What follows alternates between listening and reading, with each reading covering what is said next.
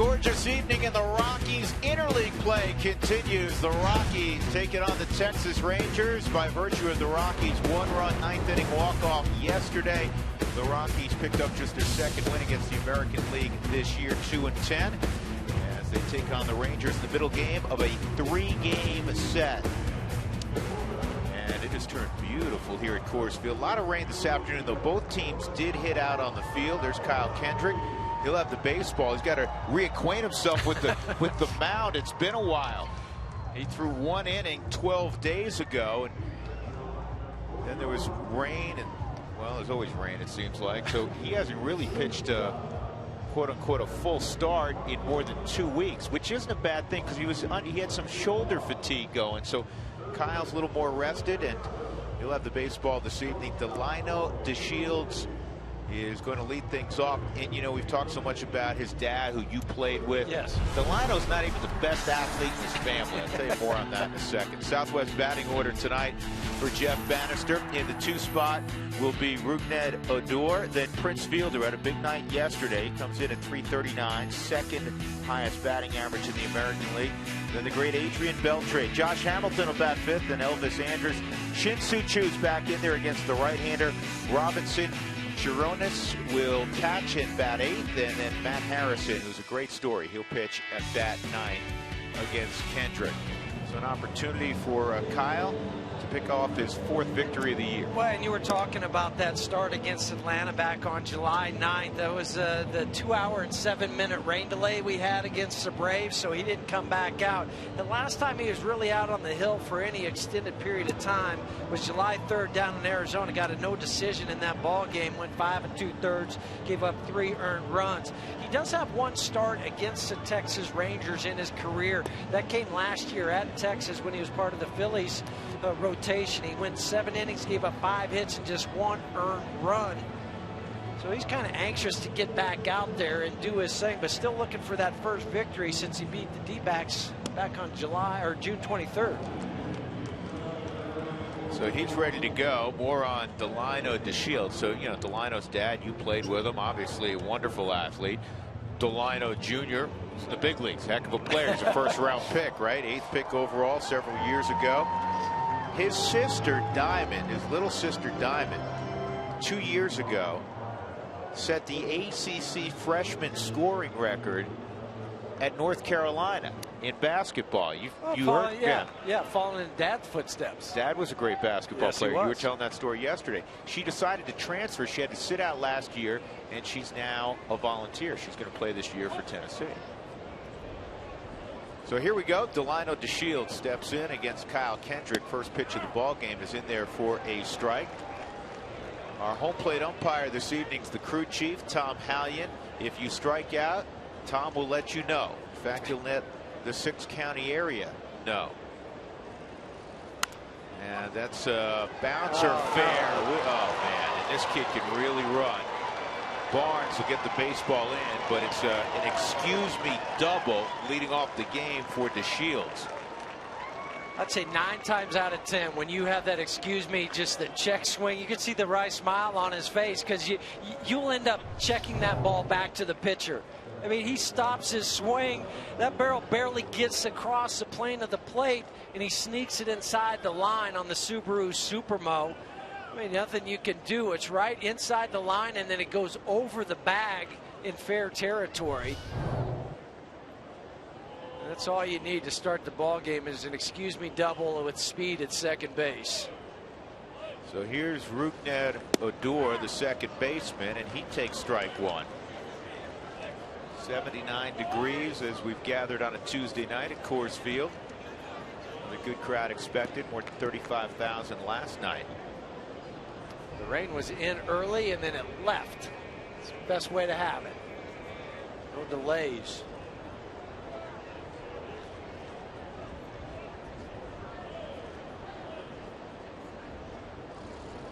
And that's back right at Kendrick, and he's got DeShields hung up. And they'll get the tag play, and DeShields stayed in it long enough to allow Odor to get to second base, but a terrific play and really a Very good job, textbook job of handling that by Kyle Kendrick. Yeah, as a pitcher, you're taught to run towards the runner, but make sure you run him so he starts to go back to the bag. So you notice how his angle, he creates the angle where you get him going back to the bag, and then it just becomes one throw to Nolan to tag out the runner. Now, I know Odor got to second base, but he also has good speed too. So you're trading one out for the other, but you do the right thing first off by making sure you get that lead runner. And now you have Prince Fielder at the plate. Prince drove in 3 yesterday. I'm sure it was the first time in his career he drove in 2 on 1 ground out, though. And that call from Elias did stand. That play that we showed you in the open when Ben Paulson thought there were 3 outs, started jogging off the field when 2 runs scored. He got credit for both RBIs. So Prince now with 57 ribbies. He drove in another run with a base hit earlier in the ball game. Really the only way you can score that. So I'm not too surprised that they came back and said, yeah, for sure, that's 2 RBIs. We called it that night or last night. I mean, you have to account for the run somehow. Prince hitting close to 400 with runners in scoring position.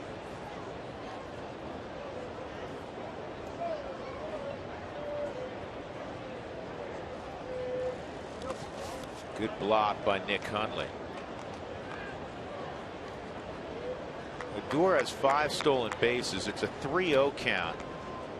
So you're not going to see him run typically in this situation. But Kyle very much aware now that there's 1 out. Not a bad place to steal. It's your old friend, Steve Buechele, bench coach.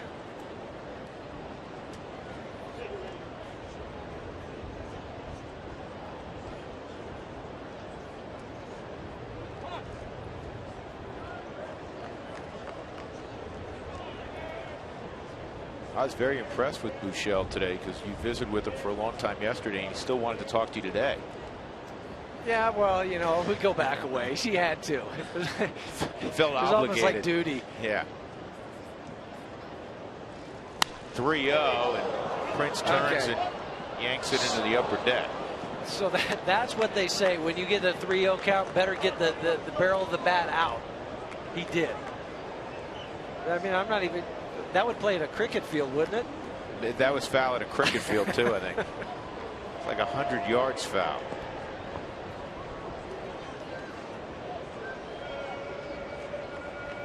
Prince has played every ball game but 2. Once he got that neck cleared up last year with surgery, he's back to his old ways. This is fouled off. He's a guy that wants out there every single day, and he brings a smile to his face there, to the ballpark every single day. Remember, before he went out with the neck surgery, he was the leader as far as consecutive games played. He was well into 800 ball games, and even they had to talk him into having the neck surgery because he's like, no, I want to continue to play. But his numbers had really started to dip down. And last year he was hitting 262. Or excuse me, 190, and then I mean the slugging percentage was also down. Yeah, we were visiting with Dave Magadan, who was a great hitter in his own right, the hitting coach for Texas. And Dave was saying, I completely discount what I saw from Prince last year. He wasn't right. Yeah. And now you're seeing the guy that we've all witnessed for a number of years. There's Dave. He couldn't handle anything middle up.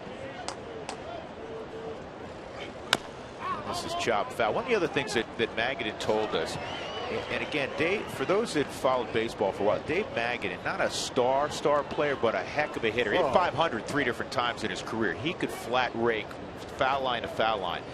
And I asked him what's impressed him the most about Prince, and it's the things you think about how he goes about his business, but just how open he said he is to new ideas and helping other guys, helping his teammates. Like another coach. And that is impressive in its own right, because some guys say, I have all the information, but I don't want to give it to anybody else because they might take it and then take my job. But he's secure enough in what he's done to say, I'll help you out because that's what you do in this game. Another 3-2. And that misses. So Kendrick wasn't going to give in even in the first inning to Prince. It does set up a force all around with Adrian Beltre coming up. Let's check the Rockies gloves. Drew Stubbs is in left field this evening. Charlie Blackmon is in center. Brandon Barnes in right. So Cargo against the left-hander being given the first part of the evening off. Nolan Arenado, Troy Tulowitzki on that airtight left side. DJ and Waleed Rosario on the right side. Waleed getting the starter against the southpaw, and Nick Hundley again with the gear on. So Drew Stubbs, so good to have guys that can play center field.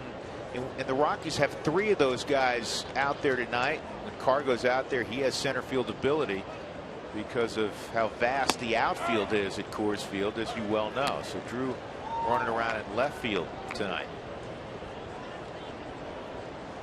Something new for him. He's been primarily a center fielder in his career, but when he went down to AAA, he also started to play the corners.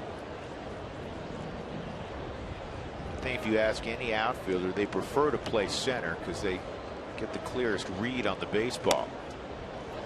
1 ball, 1 strike on Beltre. Boy, did he have a big hit in the 9th inning last night. He did, and that's one of the things that Walt talked about in the post-game press conference is you kind of pick your poison. Did you want to pitch to Prince Fielder, or did you want to pitch to Beltre with his average at Coors Field at a 401 clip? I mean, he's 97 for 242 at Coors Field. 61 games. Well, it'll keep him in the starting lineup when he comes to town. Huh? 1-1. Good pitch. And that's a called strike. Well located by Kyle. So it's 1-2.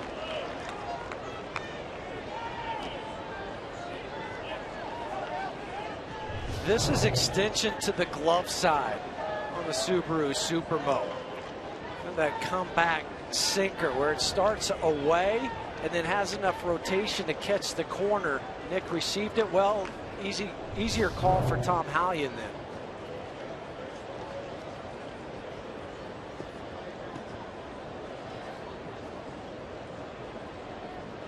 One out, 2 on, top of the first. 1-2 on Beltre. And that's line foul. There's a little bit of a hole between first and second because DJ had put the pick play on to try to get Odor, and so he broke 2 or 3 steps towards the bag as the ball was being delivered to home plate.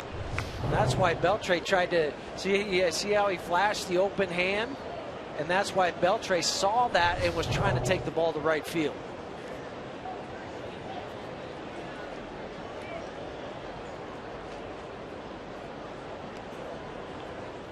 See if Kyle can get a ground ball here. Shows him in 2-2. Kendrick lost to the Rangers last year 4-3 when he was wearing a Phillies uniform. That's his only career start against Texas. 4-8 with a 5+ ERA all time when facing the American League.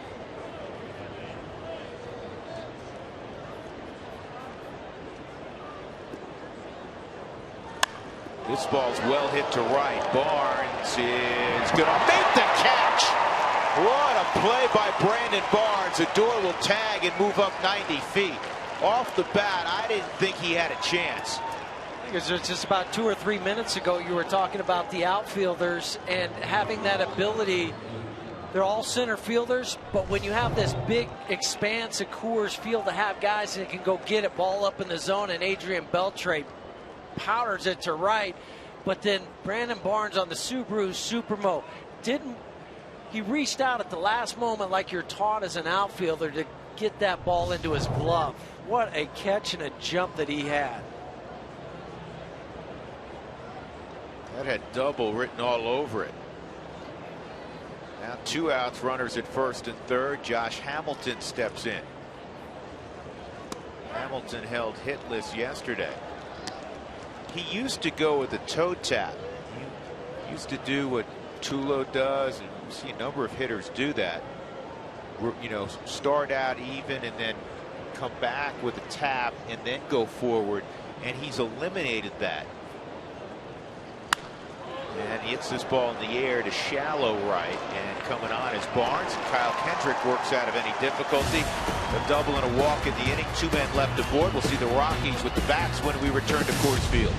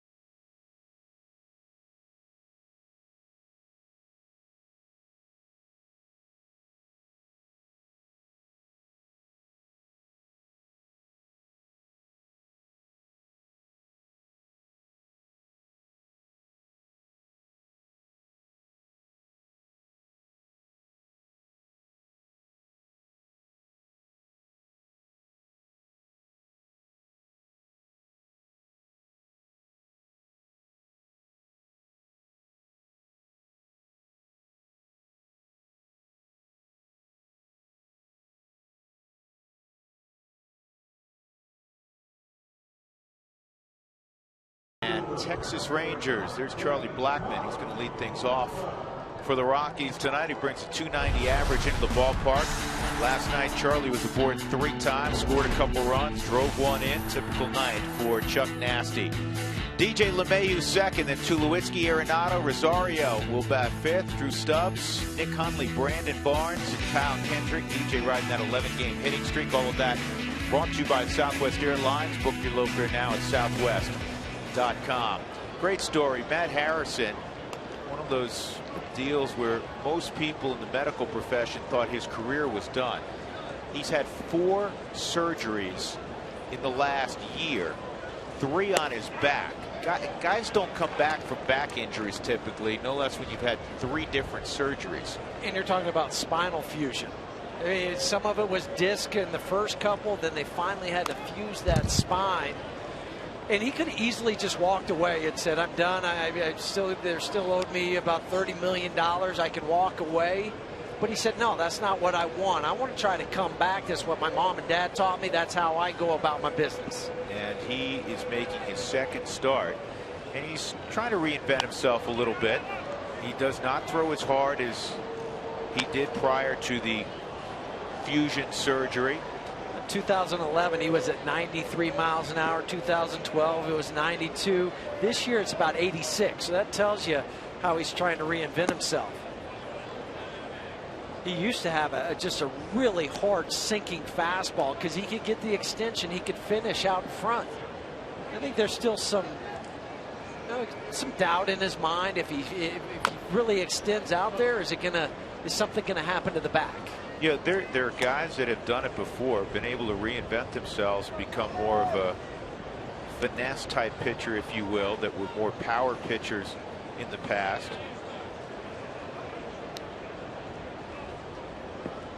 That's kind of what Matt Harrison is trying to do at this juncture. 29-year-old. I can think of one who pitched for the Colorado Rockies, former #1 pick. Brian Bohannon was a power guy when he was coming up, and then had to learn truly how to pitch and get guys out with softer stuff. This could be a problem. Prince comes up with it, flips to Harrison, and head first slide, safe at first. And now is Charlie okay? I'm worried about his thumb.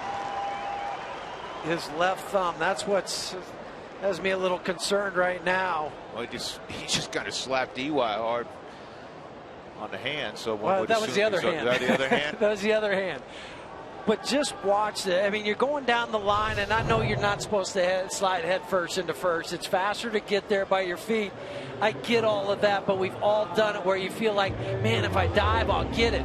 But you see how that thumb and then the side, the way he rolled over the top of it, that's what concerned me with the thumb. Because you can catch that thumb on there and it'll dislocate it or pull that ligament back. And then he has a little flip over the bag. Eric Young Jr. in the background helping Dan Bellino, the first base umpire, out with the call. It looked like he got the thumb out of the way, but I guarantee the ribs got stung a little bit. Here's DJ, and he takes a strike. Good call by Dan Bellino, the first base umpire. So a leadoff base runner for the Rockies.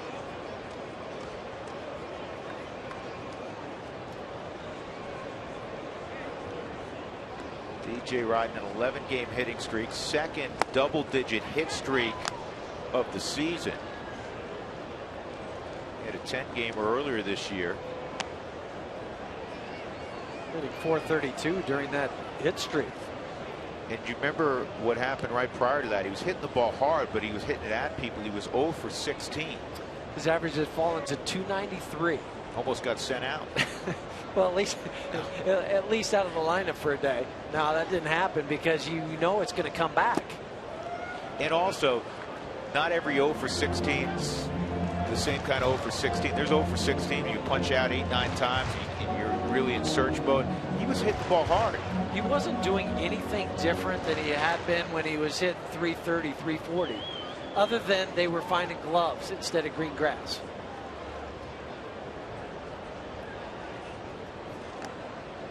DJ's longest hitting streak came in 2013. He hit 14 in a row.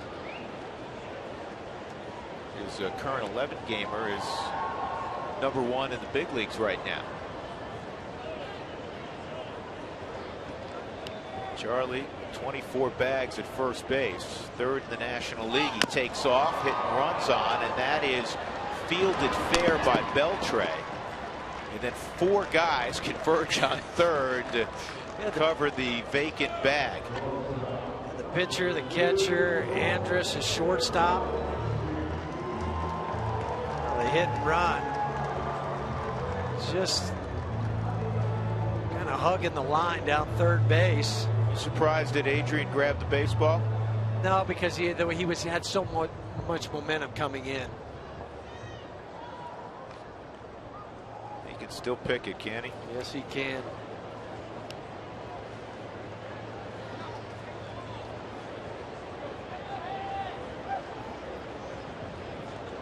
So here's Troy.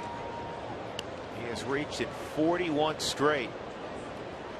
Big hit to open the bottom of the 9th last night.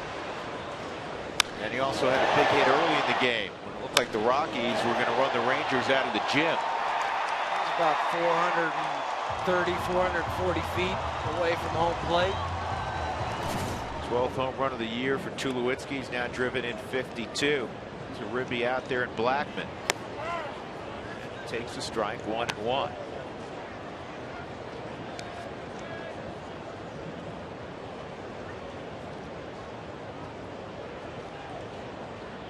Troy respects everybody, but when you ask him about left-handed pitchers, he puts that in a different classification. When he talks about the nasty guys, it's always the right-handers. He says because lefties, he goes, you can see them so well because they're on the other side.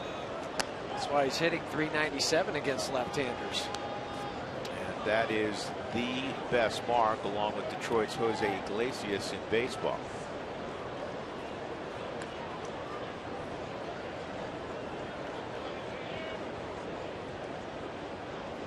One and two. Cutter and it's ripped foul. Huey, go back to your playing days when you're facing a guy like Harrison, and I don't mean this with any disrespect, but even if you get upside down in the count, he doesn't have a put away pitch that you're going to fear typically. No, he doesn't anymore after the back surgery. He had it before because he could sink the fastball but also cut it in onto your hands. Now at 86 to 88, it doesn't put as much fear, so you can still think the opposite way and then react in. I think that's the best thing. That's the best approach for guys tonight going up against Harrison. Think middle to away, and then you'll react. They throw the ball in, you'll just pull your hands in close to your body and get the barrel to it.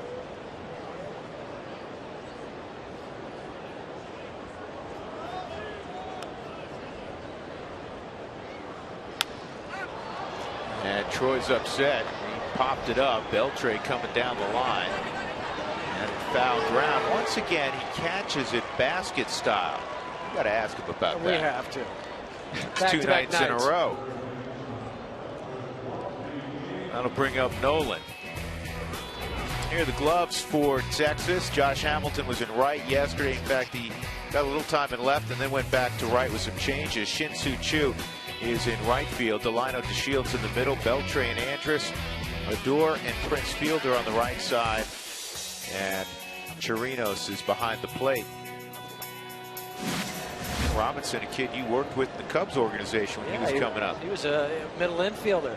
I'm not sure what that says about my coaching ability, but I had him for 4 or 5 years over there. I had him as a 17-year-old. I talked to him tonight, and he said, you know what, I just got bad instruction when I was in the Cubs organization. Right. I felt That's like the only place I could go was behind the plate.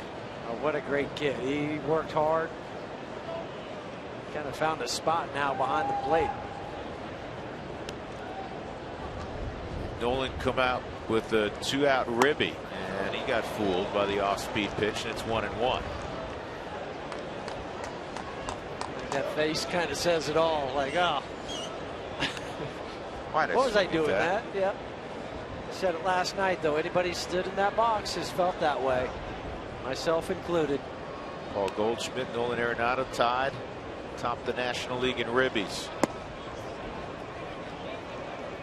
find it was hard to slow yourself down? That's why you were saying think opposite field. You see a guy at this level that's more of a soft tosser. You want to go get the baseball. Your eyes just bug out. You're like, whoa, here, wait a second. Somebody's not throwing 95, 98? So you think the difference between 86 and 95 is huge. I mean, I know it's only 7-8 miles an hour, but it just seems like light years when you're standing 60 feet 6 inches away.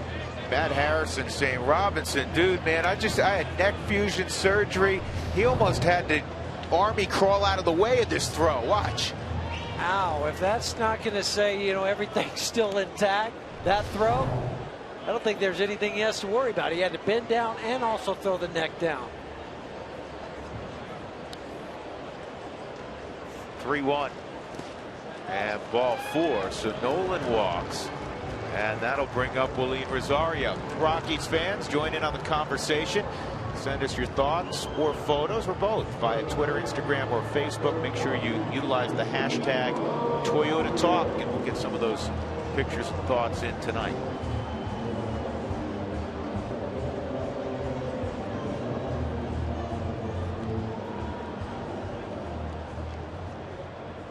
So the baby bull steps in. 2 on in the first and 2 outs.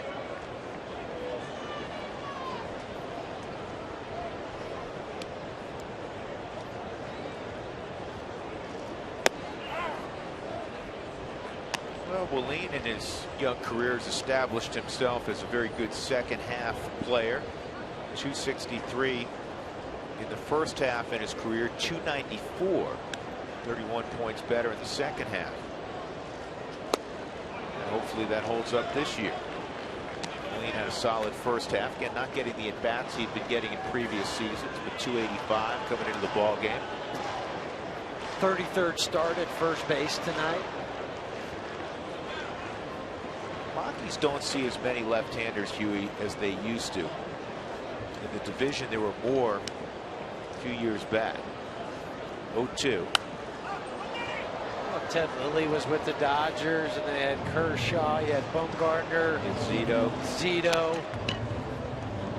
You know, even trying to think back, San Diego had the Michigan kid on the left side, the kid who was quarterback in Michigan also. Dougie, help us out. You know, up there, we're all given that exasperated. We all remember who it is, but we can't think of the name right now. That's outside. I think it was Drew Henson, but he wasn't a pitcher. What he was right-handed. Set up away. Clayton Richards. There you go. Thanks, Dougie. 2-2. He had Corbin with the Diamondbacks. Rockies are just 5-14 against lefties this year. Jonathan Sanchez, the Giants. Well, they pitched briefly for the Rockies. Last year, the Rockies at one point had 5 lefties in their rotation. 2-2 and a bouncing ball that's taken by Andrus, and he throws to Prince Fielder to end the inning. So the Rockies had a couple base runners. They leave 2 on. We move to the second. No scoring course.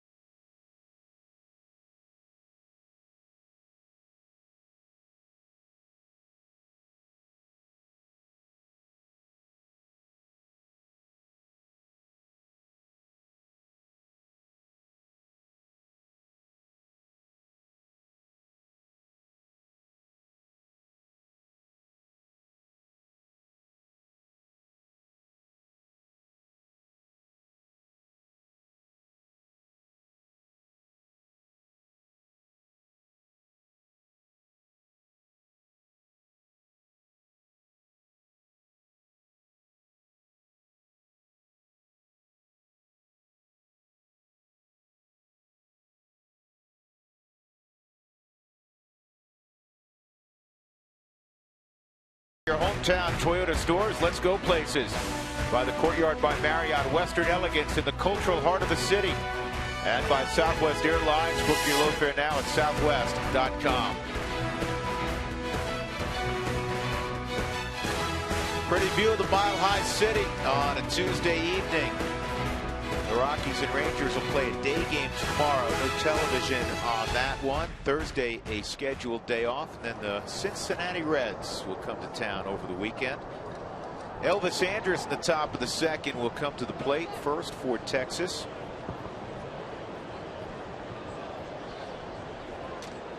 Kyle Kendrick gave up a leadoff excuse me double to Delino DeShields. A check swing bouncer right down the first base line. Worked out of that. Now he sets his sights on the now veteran shortstop Elvis Andrus. How time flies, right, Huey? It does. Over 1,000 games now for Andrus. Started 90 of 92 games for the Rangers. They gave him a big contract. He's going to be there for a while. Part of the Mark Teixeira trade. I think way back, Teixeira was with the Rangers, and they sent him over to Atlanta. Seems like a while ago now. I guess because it was. 1-1. That's outside 2-1. Teixeira's having a bounce back year with the Yankees. Well, and Matt Harrison, the starting pitcher, was also involved in that deal. Yep.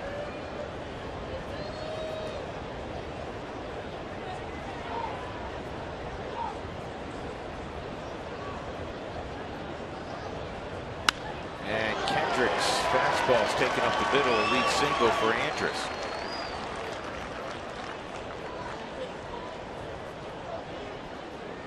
Well, the first 10,000 fans through the gates on Saturday will receive a Colorado Rockies t-shirt courtesy of Taco Bell. First 10,000 fans.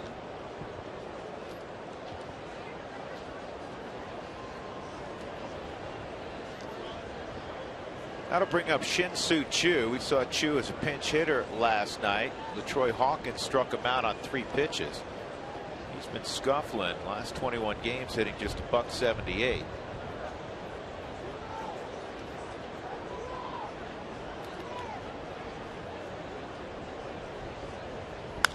And that's going to squeeze through, base hit.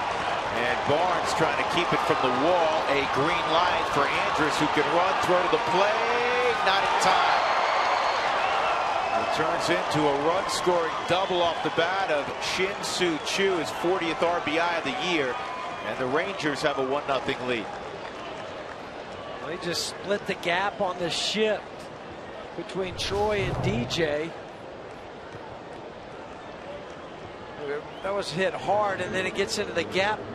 Brandon cuts it off, gets it back in right on the money to Troy. He relays it home, but it was the speed of Andrus sliding in front of the tag that really made this play. It's actually a great relay. It was. Tony Beasley, the third base coach, he was waving him way before he got to third, saying, keep going. Chirinos at the plate, nobody out. And he takes a strike on the inside corner.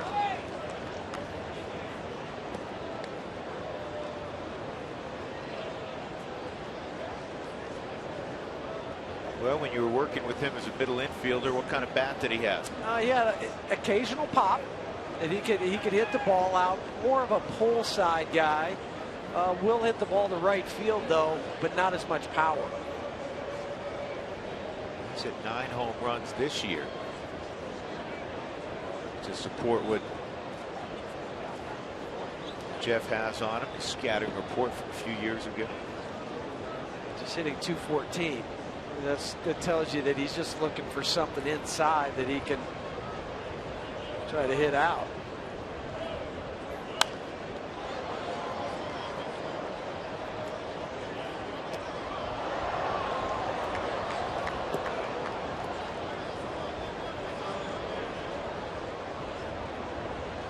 Rangers have had a tough July, 3-11 in the month of July. Chirinos Struggled with guys in scoring position. Can't believe Big Papi's on that list. The RBI machine, the future Hall of Famer. That's one of the reasons why Boston's sitting where they are. I mean, it's not the whole reason. Some of it comes back to their pitching. Yeah, they made some noise before the All-Star break. They're up 3-1 in Houston tonight. They're also 9 games under 500. Hey, that AL East is it's a crowded place. New York, Baltimore, and Toronto, Tampa. Yeah, Tampa was at first a couple weeks ago. They're all within 5, and then Boston's 9 back.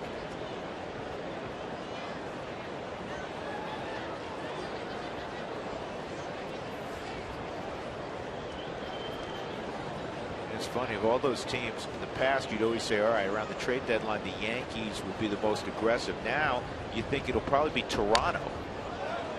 I would agree with that. I mean, the Yankees are, they're leading by 4. And how much do they want to take on? Do they have the prospects to send out? They want to go above the luxury tax. They've become more conservative the last few years under Brian Cashman. Well, and you also would have thought the Rays would just be way at the bottom of that after losing Joe Madden and some of the other parts of that puzzle. They always find a way, don't they? They do. 2-2 on Chirinos. That's high. Pitcher Harrison is on deck.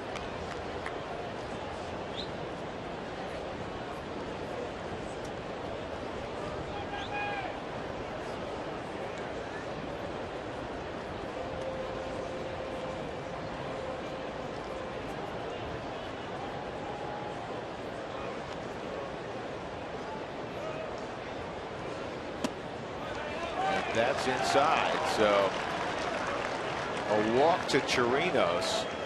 2 on, nobody out. Matt Harrison will try to bunt him along. Second walk allowed by Kendrick. Tony Beasley wants to talk to Matt Harrison. He says, listen, I know you haven't been out here much. You're 0 for 16 in your career, but I'm just going to tell you, go ahead and bunt.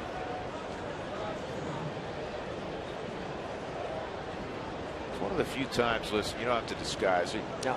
Tony could yell down at Harrison, didn't even need to walk down the line. Bunt 3 times, get one of them down. Get in there, Willeen. Keep charging. That's a perfect bunt. Let it go foul. And for a moment there, I was thinking they're going to have to hustle to get an out.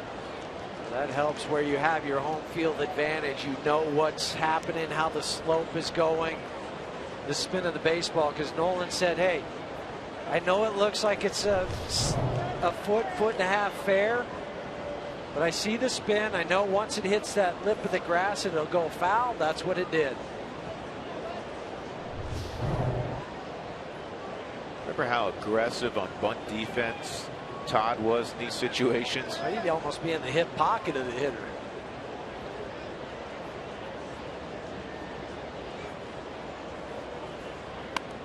And that's going to stay fair, and Nolan will go to DJ. Boy, for a guy that doesn't get to face live pitching much, those were 2 outstanding bunt attempts. And he got the second one down, second and third, 1 out. And that'll bring up Delino DeShields. It was textbook. You want to bunt it towards third. That's what he did. I mean, it helps you close your eyes and you put the bat there. Is that how you taught? That's how you teach it. I mean, at least it worked for Matt there.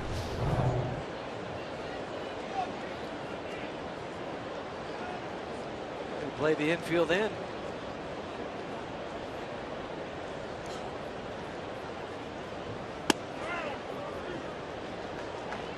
That's a strike.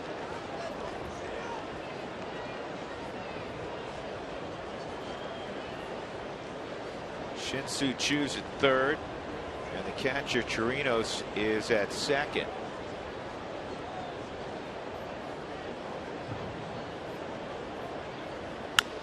This is a bouncer over the head of Nolan Arenado.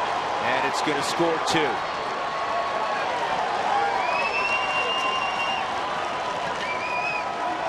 Well, Delino DeShields has 2 hits in the game.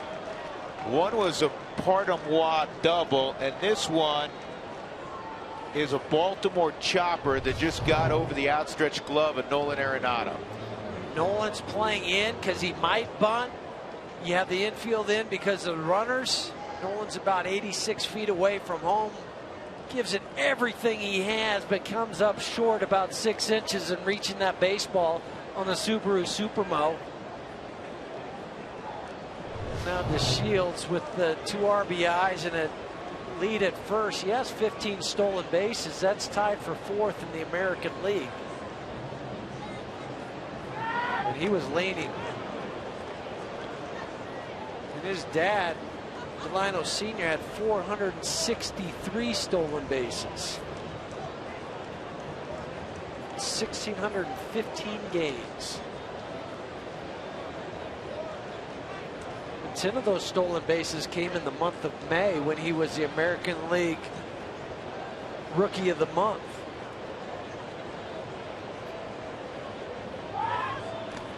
And again, they check on him.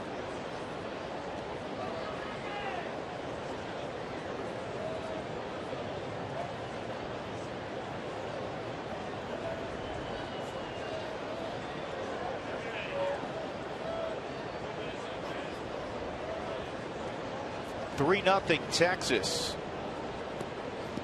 in the top of the second. This ball game's being played at a glacial pace right now.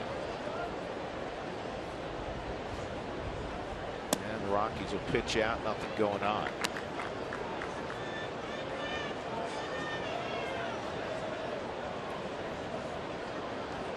Look for Delino to extend that lead by a half a stride after the pitch out. Probably go.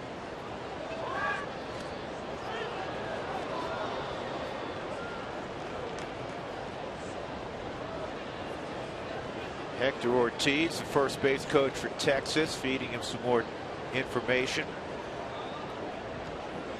on the time to the plate, at least on the first pitch, but that was a pitch out, so more difficult to judge.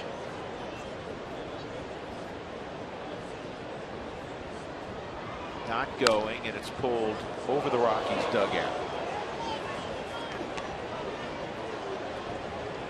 Cut fastball, that's the only thing you can do it if you're a door.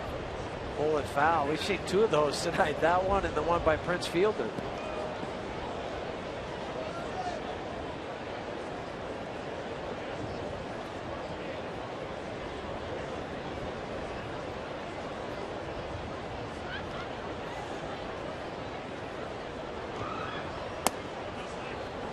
And it's 2-1, so let's see what DeShields does here.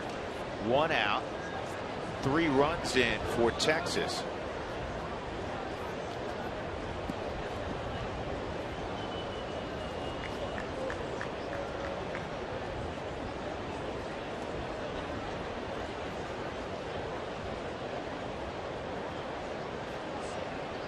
DeShields not going, and once again, Cutter's pulled foul.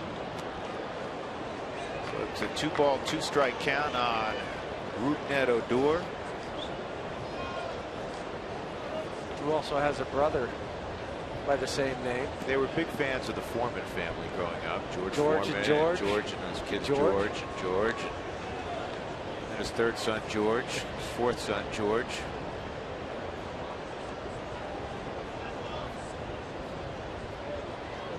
There goes DeShields. The throw by Nix on the bag. Ow! No! Wow! The throw beat him. That's why Troy's talking to second base umpire Chris Siegel. That was a beautiful transition and throw by Nick Hundley. Right on the money. Couldn't do it any better. No, you couldn't. And they're going to go ahead and look at it. Troy catches it. I think he got him right on the bicep as he's coming in. Take a look at it. Yeah, he's out. He's out. I knew I had it right, Huey. You did. You had the right call. It's not going to take very long in New York.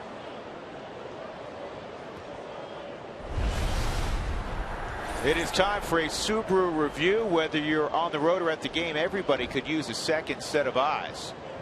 Unfortunately, we'll get a second set of eyes in New York on this, and right there, he's out. He's out. Easy call. Crowd seeing it on the big board, and they're reacting.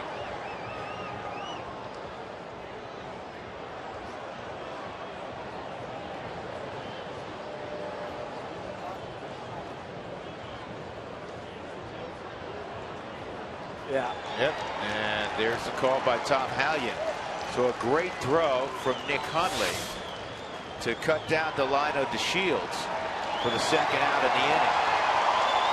And Nick had come into the game at a 32% clip of throwing out would-be base stealers. The average in the National League is 28.4.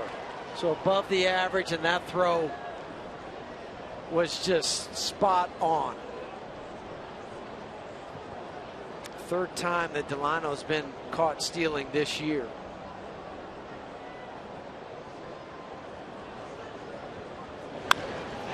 This ball lined to right, and it's over the head of Barnes.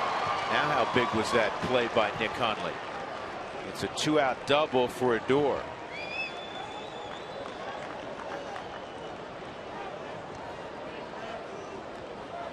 Ninth double this season for Odor. Another Brandon could do in right field. That ball was hit so hard. I want to go back to that throw by Nick Hundley. We always talk about pop times with catchers. Let's see if we can get a time on this.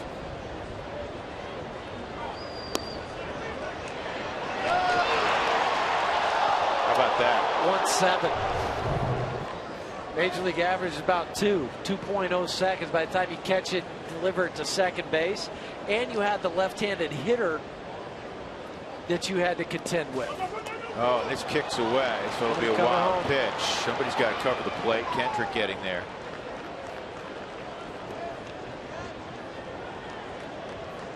Because if you remember last night, it was Odor who scored from second base on that play at first base with Ben Paulson and Prince Fielder.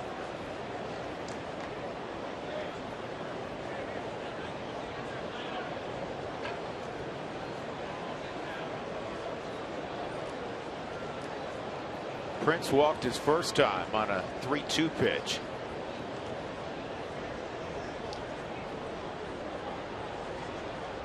Rockies have the shift on.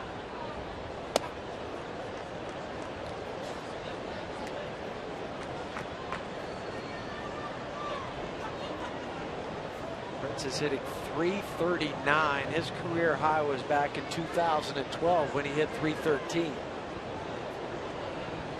Guy that's led the National League in home runs in the past. He led the National League in RBIs one year with 141. Special offensive talent. Here's the 2-0. Swung on a miss, 2-1.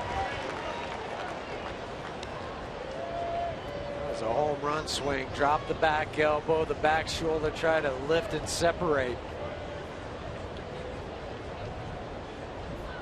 Go back before 2011.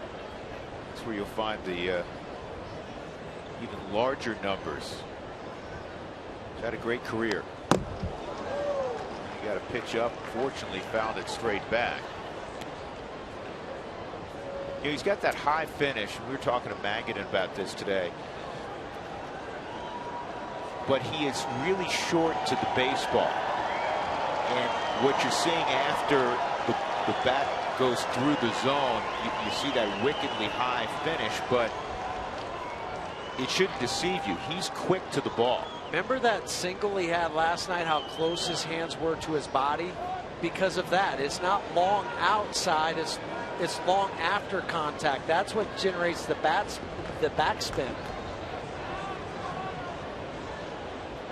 The hands just in a nice hitting position. And it's 3-2 on Fielder. Beltre's on deck.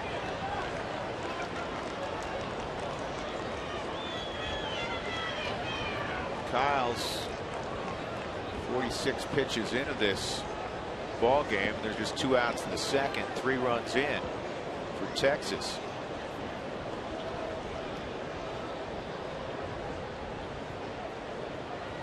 And he strikes out Fielder as he changes speeds. So Prince goes down. Adore is left at third. 3 runs though for the Rangers.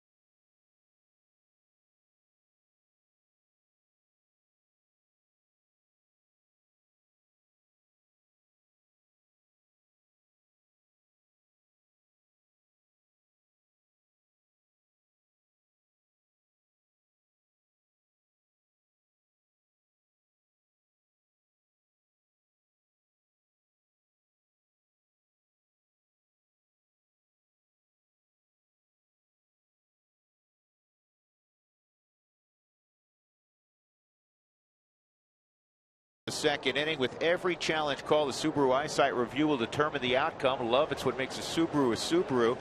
And so far, if you add them up, it's really about a 50-50 split, more or less.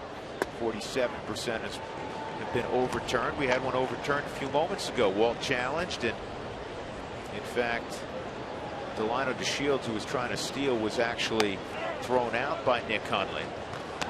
Quickly, 2 strikes on Drew Stubbs. Stubbs hitting in the 6th spot in the lineup. Stubbs, Hundley, and Barnes against Matt Harrison.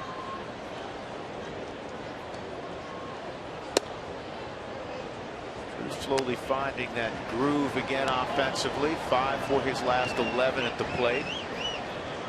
Including a couple home runs his last 5 games.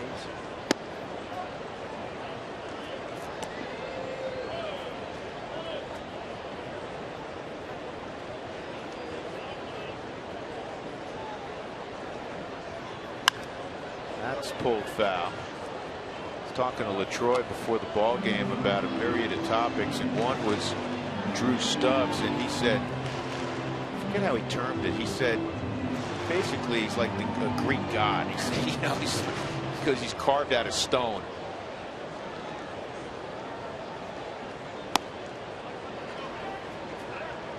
You can see why he was such a high draft pick. What can he do? He can run, he can hit, throw. And the strikeouts have been part of the problem for his career, but when he gets a hold of it, it's going. And this is a chopper, and Beltre's going to have to hurry. He knows that, and still bang bang at first with the sprinter speed of Drew Stubbs. 1 out, and that'll bring up Nick Hundley.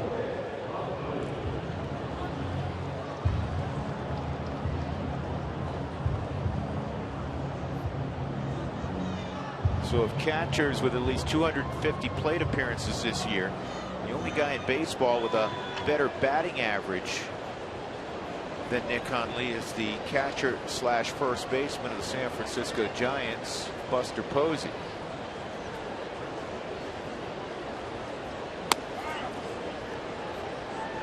Shows you how things change. You know who's third on that list? Francisco Cervelli. Cervelli's third. Stephen Vogt, who's had a big year with That's Oakland. who I would have thought would have been in the top 3. All-Star Stephen Vogt. Yeah, Yasmani Grandal after that, but you know there's some names that you typically would think would be up there that are not. Guys like Brian McCann in the past, Russell Martin,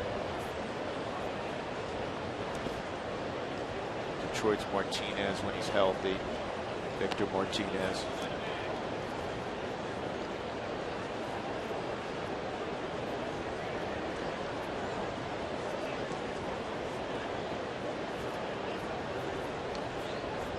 One-two on Nick. Saw a tweet a moment ago. Mike Trout's out in the lineup tonight with the sore heel. I didn't think Superman got hurt. Sore heel from what? Jogging around the bases? Maybe there's some kryptonite somewhere. Albert hit 3 in the doubleheader yesterday. Trout almost hit one in the in that exhibit out there in left center field. Halfway to Disneyland. That's a line drive. Get down. Base hit. So a single for Hundley with one gone. And that'll bring up Barnes here in the second. Well, nice to see Nick get that first hit in the first at bat, because he was the only guy in the starting lineup last night that did not have a base hit.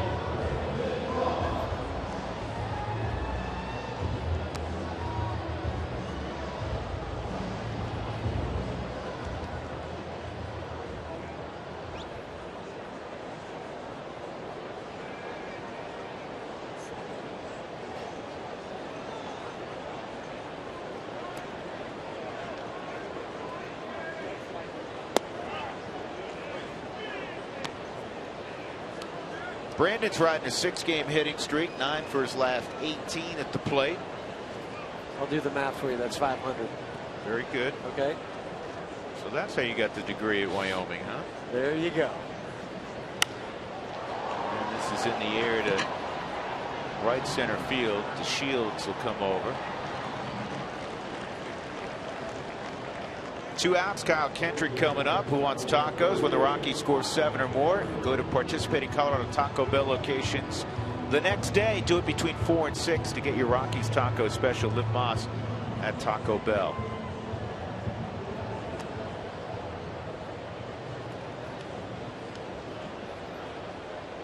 So the former star prep quarterback out of the state of Washington, Kyle Kendrick, steps in. He takes a strike. And a full ride to Washington State. Buffs have to play up in Pullman this year. We got a couple Buffs in the booth right now. We got good security. That's right. Part of the football team. We also get to go to Hawaii this year. Can we go on that? What's that? Can we go on that trip? I don't know. Vinny's the center. Can we tag along with you? Is that okay? Is that all right? Okay. We're going to be your bodyguards when you, not that you need us, but when we go to when we get to go to Hawaii. Right. That's right. That's how we do it. You guys going 2 days early? With a smile on his face. Yes, 2 days early. Coach Mack hopefully will give you a little beach time. Listen, that is always a tough trip, and every coach that has taken a team to Hawaii to play the Rainbow Warriors, they always talk to other coach. Do you go early, try to stay after to give the kids some experience over there? They're hard to beat on the island, and it's a long trip. We're gonna have Hawaii on Root Sports Air this year. Looking forward to seeing them. 3-2 on Kendrick. So Nick will be off with the pitch.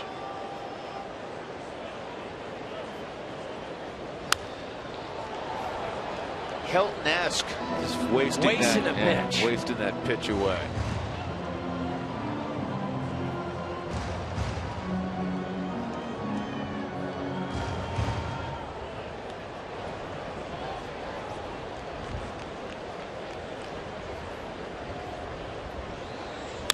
And that's the shallow right, but that is where Shin-Soo Choo was standing. In the inning, Nick Hundley, a base hit. He's left aboard. We'll go to the third, 3-0 Rangers.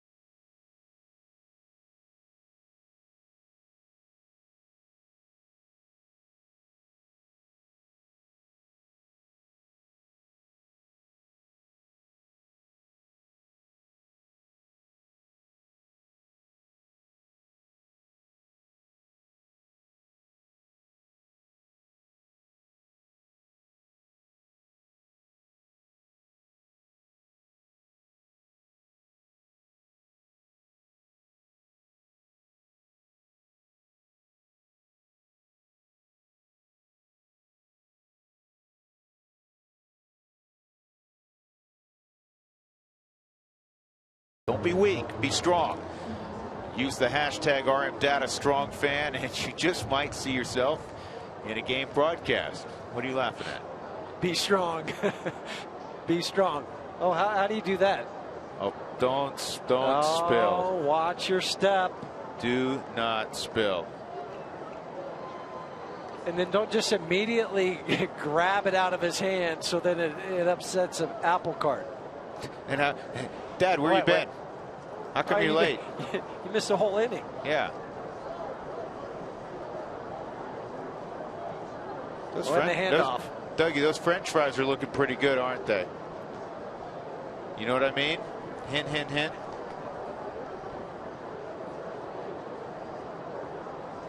That's all he got out of the whole deal. That's all they want. It's French fries. How about those two? They're coexisting. We got a Rockies fan sitting next to a Rangers fan. But notice how the Rockies fan got more fries. That took care of him. Adrian Beltre is going to lead things off here in the third inning. Josh Hamilton, Elvis Andrus to follow. Got a nice little comparison of the two third basemen. Breaking balls in there for a strike. Well, we believe Adrian Beltre will one day be in Cooperstown, and through the first 332 games, that's how many games Nolan's played. Look at the comparison. Advantage Nolan. A couple Gold Gloves also. This is line to left field right at Drew Stubbs. In fairness to Beltre, Adrian got to the big leagues at 19. And he has had, as we said, just a marvelous career. I asked Nolan yesterday, I said, where's Beltre on your list of guys that you idolized and followed and looked up to? And he said, honestly, probably number one. Well, he got the chance to watch him when he was out in L.A. too, right in his backyard, so that helps. But whenever you're looking at somebody like an Adrian Beltre, what he's done throughout his whole career, why not emulate him? It's interesting because I'll tell you, two of his other favorite players all time, and that's not just now, it's been for a few years. One was the guy he plays next to, and Tulowitzki. That's not a surprise. This is on the ground to second. DJ with the good range, and he'll throw out Hamilton. The other guy may surprise you because he didn't play his position, and he bats left-handed. He was a big Shawn Green fan growing up in Southern California. Again, the Dodgers. Yep. When he's out there. But Adrian Beltre, we said it last night, one of 5 guys to hit 100+ home runs for 3 different ball clubs.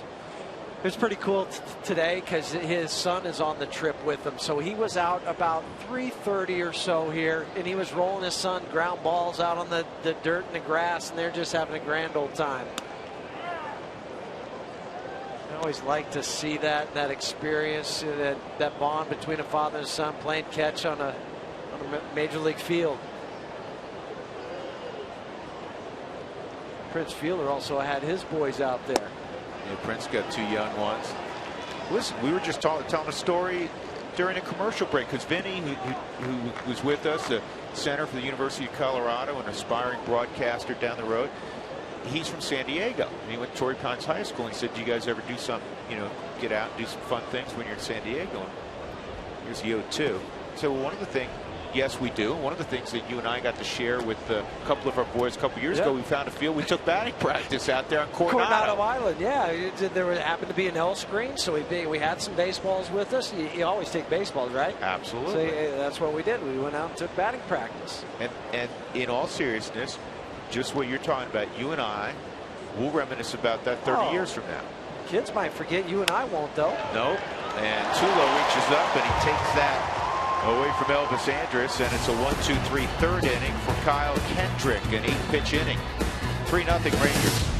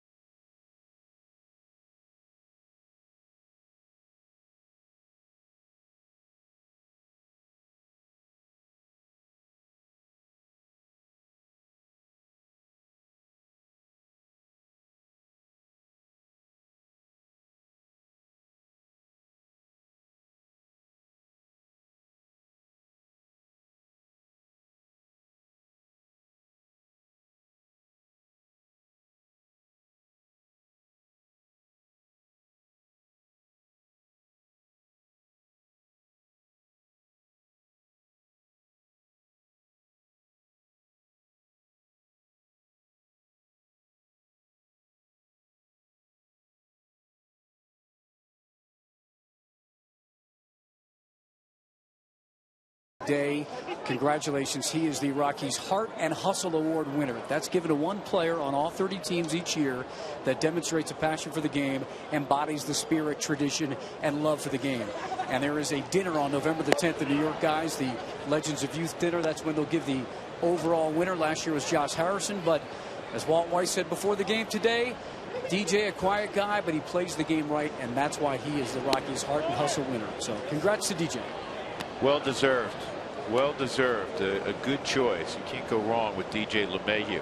See, the Rockies get something going here against Matt Harrison, second time through the lineup. Mark, thank you. Ground ball down the line. Prince Fielder steals a double from Charlie Blackmon. Well, Prince, again, he doesn't get many reps anymore at first base. He's more of a DH.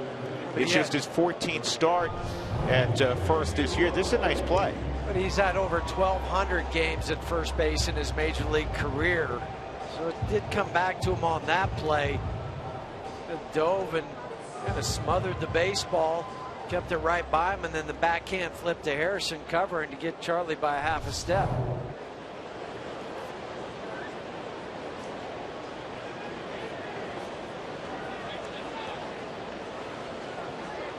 DJ hit a bouncer to Beltre on a hit and run. His first time up. Again, riding an 11-game hitting streak. Outside ball one. LeMahieu hitting .373 in July.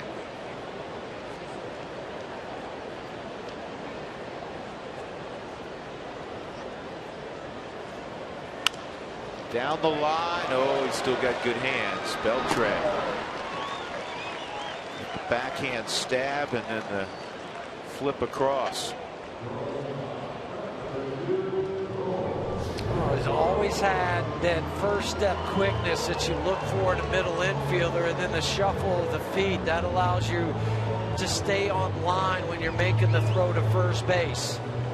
See how low he is to the ground? That's the difference between a shortstop position and a third base or first base position. Got to be lower to the ground, more upright in the middle.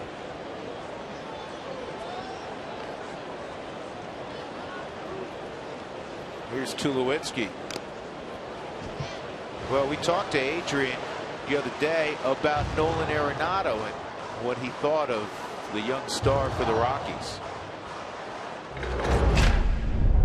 I'm a huge fan of him. Obviously, I play against him. He robbed basic from me last year. I think he's the real deal. He's the real deal. I don't think right now there's nobody better than him right now. That's pretty high praise from a guy that's won some Gold Gloves in his career. It's had a long career, 4 Gold Gloves. You know, it's funny. Yesterday, we were talking to Adrian about Nolan, and he smiled and he said, "He does the things I used to be able to do."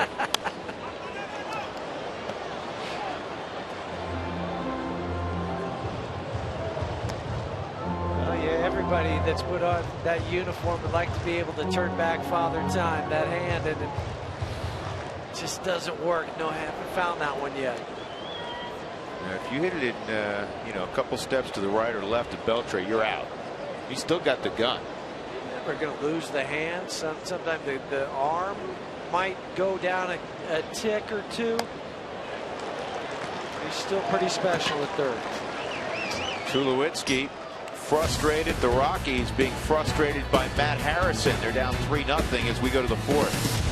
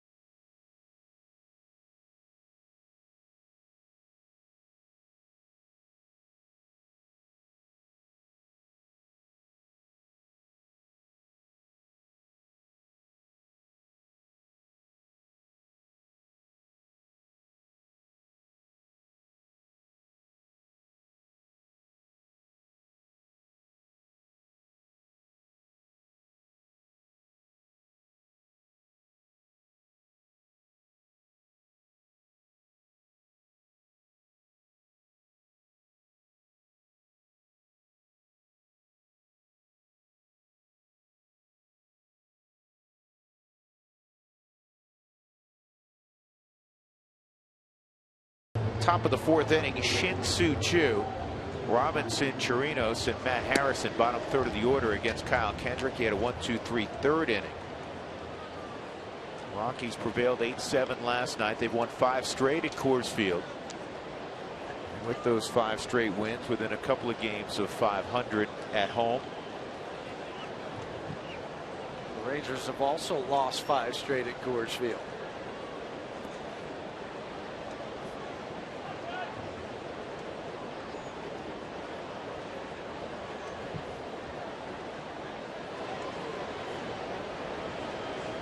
Choo hit a double to right center to drive in a run in that 3-run second inning for Texas. He also scored a run.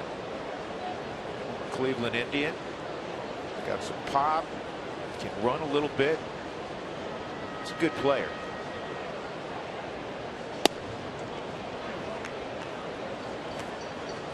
How about the double ear flap for a guy that's not a switch hitter? It's more comfortable, keeps him warm. Might have needed that in Cleveland, but not in Texas. Yeah, you're one of those guys that saw every climate when you played.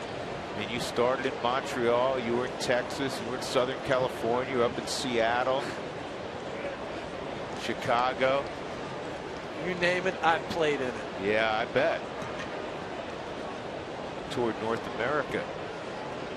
2-1. This ball's crushed. And Choo has hit it out. 4-0 on the 12th home run for Shin-Soo Choo. He got to that quickly. The 24th home run given up by Kyle Kendrick. Come into the day leading the National League and tied for the Major League lead in home runs allowed. 88-mile-an-hour fastball.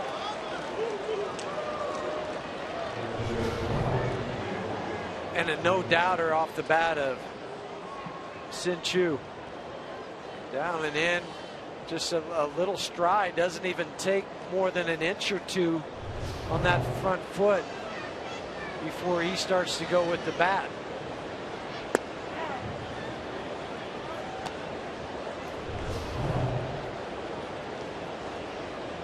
It had the height and elevation. Hits hard off that second deck facing. 0-1 on Chirinos, 1-1. Choo has played well over 1,000 games now, 1,059 to be exact, in the big leagues. It's the most ever by a Korean-born player.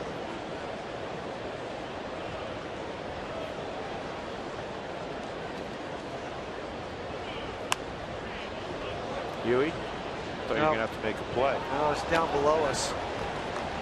Not going to reach out.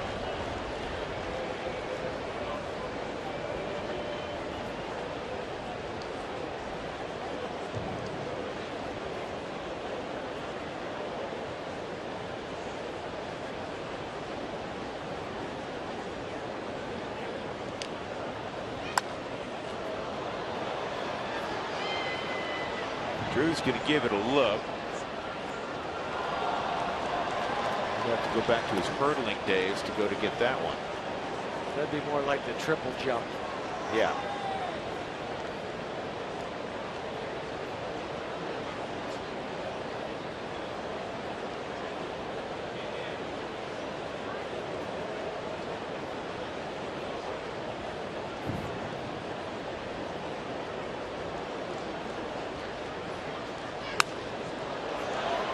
Watch it.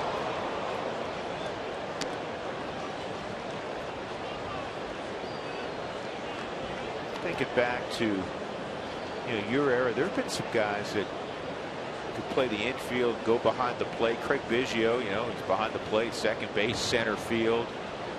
B.J. Surhoff had that ability. B.J. Caught could play in the middle of the diamond also. He played third base and left field for the Orioles.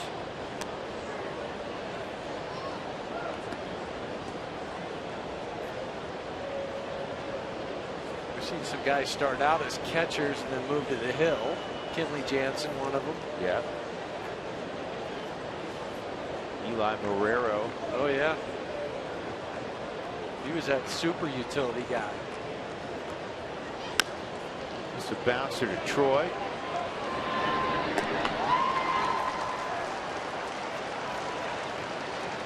Follow the Rockies with MLB.com at bat, the #1 app for live Rockies baseball. At bat is up to the minute with in-game highlights, live look-ins, replay reviews, radio broadcasts, statcasts, and more. Get MLB.com at bat now. Follow the Rockies on your phone, iPad, tablet. It's a must-have for a baseball fan. Matt Harrison takes ball one. Harrison got a sac bunt down in the second inning. That really paid off for the Rangers because the next hitter, Delino DeShields, bounced one over Arenado's head to drive in 2 runs.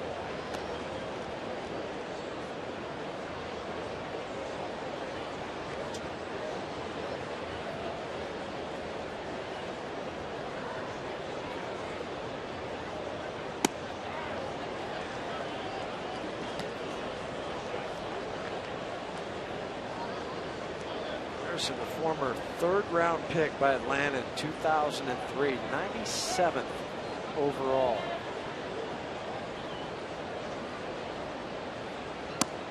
Off the plate.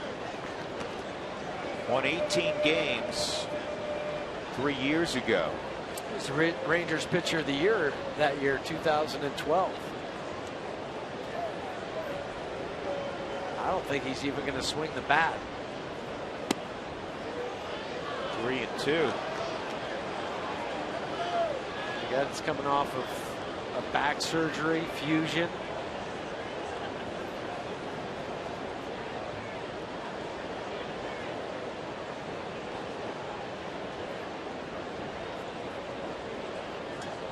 And there's the Tom Hallion called strike 3.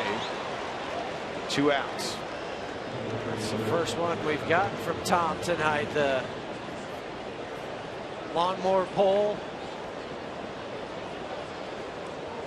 Make it loud enough for everybody in the ballpark.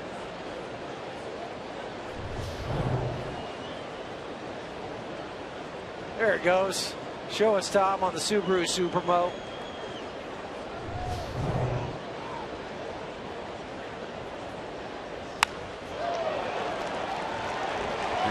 Be a base hit. Drew Stubbs going to try to hold Delino DeShields to a single, and he will. And Delino is 3 for 3 tonight.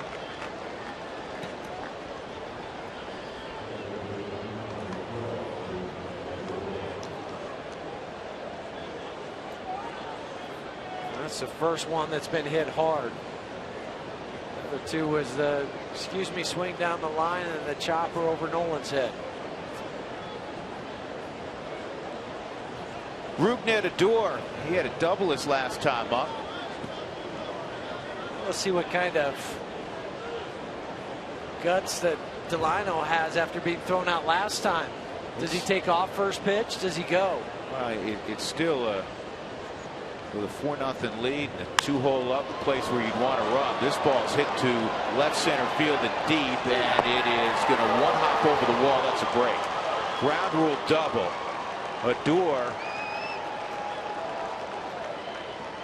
with the ground rule double, and obviously Delino DeShields, who is already across home plate, will have to come back. So a break for the Rockies. He hit that about 420 feet. And went off the warning track up into the second row of seats. Kyle's looking at it, seeing if it stay in, and watch it hit off that hard ground and then bounce up back in. And but Delino DeShields, he was rounding second. He was a step away from third when that ball was just hitting off the ground.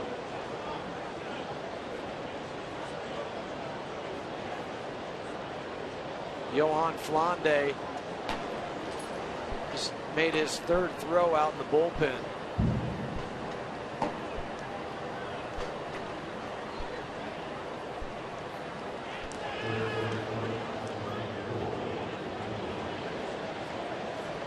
Kendrick's given up 4 runs on 8 hits. The Rockies, with just 2 hits in the ball game, down 4-0. You got Prince Fielder at the plate.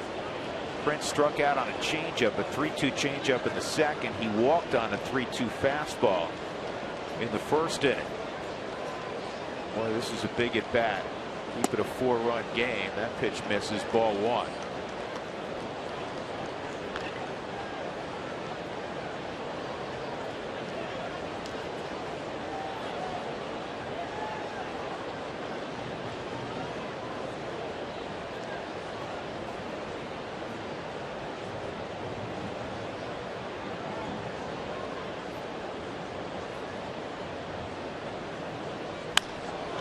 In the air to right field, playable for Barnes. He got it off the end of the bat. In the inning, there was the home run by Shin-Soo Choo.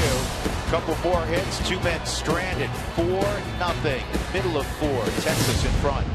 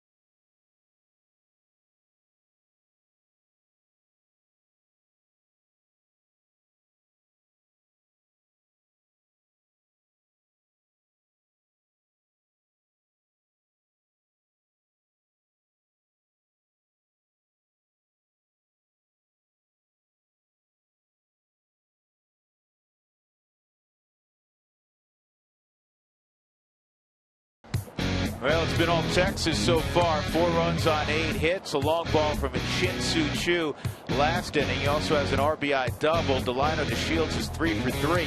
And the Rockies, Jeff Houston, have not figured out the soft-tossing Matt Harrison. Well, maybe they're starting to. That ball ripped to right center field. It's going to short hop the wall. Nolan into second with a leadoff double.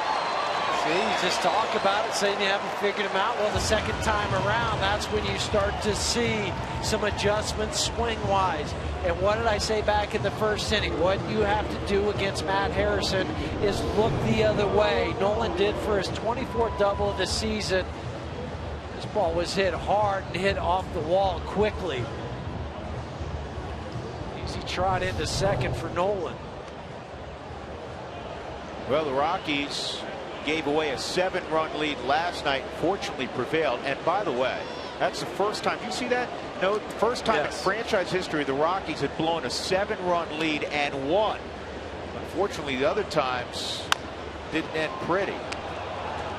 Willeen on 1 hop to Andrus, so he cannot move up Arenado.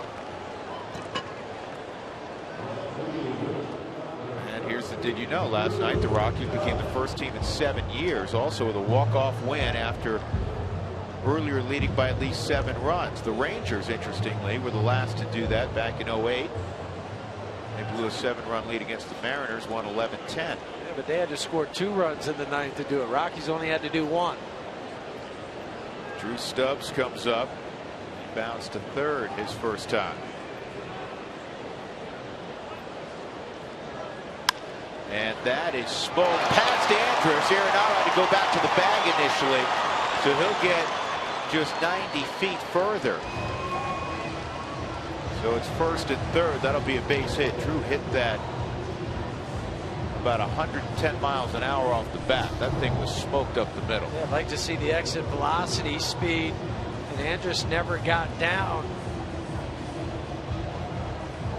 I don't know if he had a great deal of interest in getting down on that thing. But do you see how he didn't bend at the knees to reach out for that? That was more of a bend at the waist.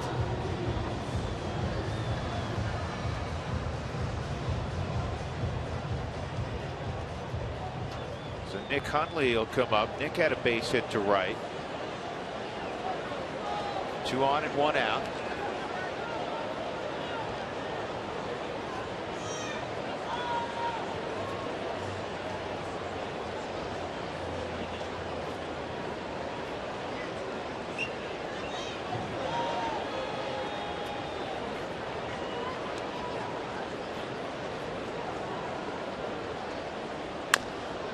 Bounced up the middle, and that turns into a double play, ends the inning, and the Rockies do not score.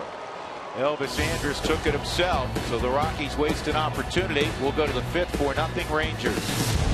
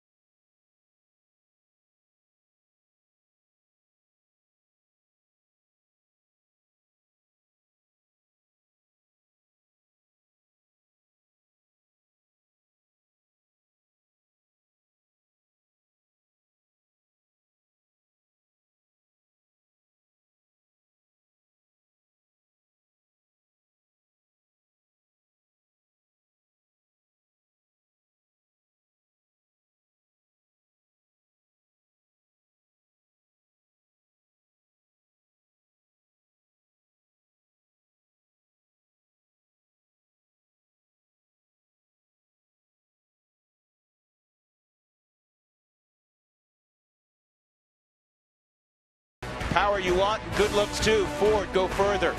By Southwest Airlines, book your low fare now at southwest.com. And by CenturyLink, your link to what's next. Rockies down 4-0. Amazingly, that was a 4-pitch inning. The Rockies had 2 guys on. Let's check in again with Mark Stout. Mark? Yeah, in that half inning, too, Drew, Nolan Arenado with a double off Matt Harrison. I want to flash back to May 8th of last year. The last time that Nolan Arenado faced Harrison, this was down in Texas, and he gets a single off of him in the 3rd inning. That would extend his hitting streak to a franchise best 28 games. Started on April the 9th and went until May 8th of last year.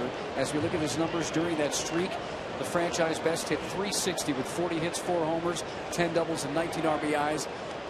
The next game in Cincinnati, he would end his hitting streak. Johnny Cueto was on the hill for the Reds. And we all know what Cueto can do as this is grounded to Tulo. And he'll throw Beltre out. Johnny Cueto, one of the best in the biz, and that's why Nolan's streak ended the day after he got that hit against Harrison, guys. Well, speaking of Johnny Cueto, Mark, I know you noticed this. The Rockies will see Johnny Cueto on Saturday. Maybe. If he's still a member of the Cincinnati Reds. Yeah, but Cueto 6-6 with a 2.79 ERA. 1 gone, and that'll bring up Josh Hamilton. Hamilton 0 for 5 last night, and he's 0 for 2 tonight. And that is cut off by LeMahieu, and it'll be an infield hit. Great work by DJ just to get to that baseball. So with 1 out, Hamilton is aboard. Well, you're played onto the pull side. DJ, quick first step, gets it, but his momentum is such that he can't ever get turned around to make a throw on the money. It wouldn't have mattered. Josh had beaten that, but still the range to get to that ball. I was in the dugout today, and Josh walked by me. I was sitting there talking, and He is a big guy. He's 6'5" and he's about 240 pounds. He's strong. The strongest guys in the game. You know what he went through, and I'm not talking about just currently. You know, he's had to battle demons and will have to. Josh is a good man, and he's always been good to visit with, and very honest guy. And if you think back to when his troubles first began, when he first entered professional baseball, his #1 pick in the country, and then to take time away, a lot of time. This is line to right. Get back to that in a moment. And Hamilton will stop at third base. He takes a long time away, and he comes back, and he just dominates again. He comes to the big leagues with Cincinnati. He dominates. Not just, well, he's pretty decent. And there was nothing he could do. I was just watching him run first to third. How fluid was that? Very easy. I mean, he's a great athlete. He's a tremendous athlete. And he's talking to people with Texas. He's been great there, and it's kind of back to where his home is. I'm just happy for him as a person. You absolutely hope that he can continue to stay in good health, and Arlington is more comfortable for him. That'll be the end of the road tonight for Kyle Kendrick. 1 out, 2 on in the 5th inning, 4-0 Rangers.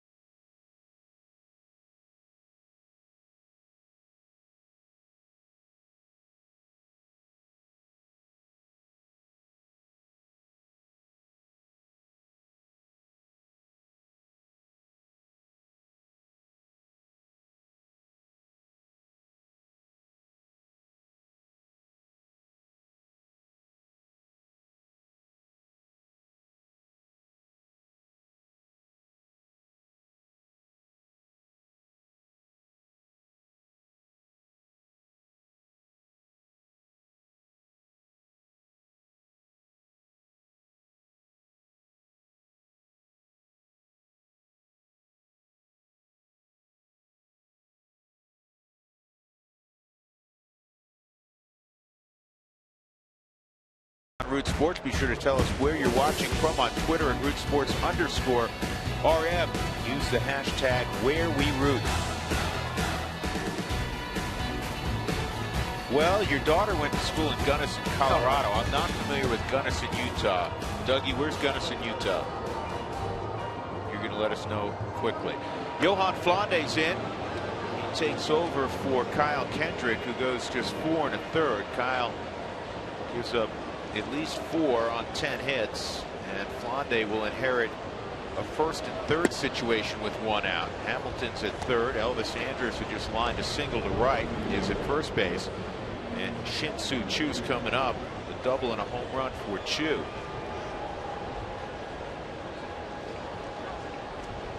It's been a while since Flande has been out on the mound. He was in that game against the Angels.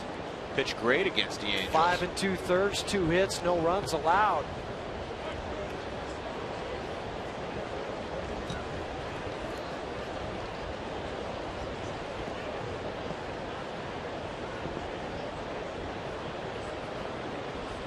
First pitch to Choo, and it's hit hard past a diving LeMahieu.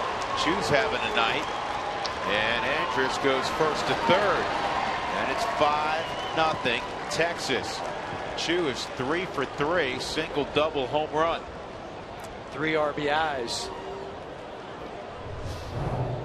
Oh, you're in double play depth, that shortened you up, but Chu squared that one up. And again, another one in between Troy and DJ. And then Andrus trucking around to third.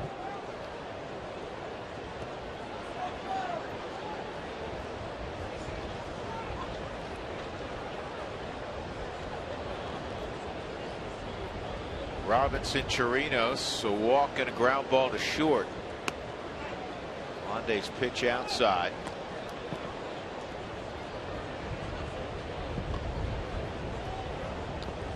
All right, Gunnison, Utah, of course, Huey, as you were asking, is 125 miles south of Salt Lake City. Population in the last census of around 3,200 people. Dougie, thank you.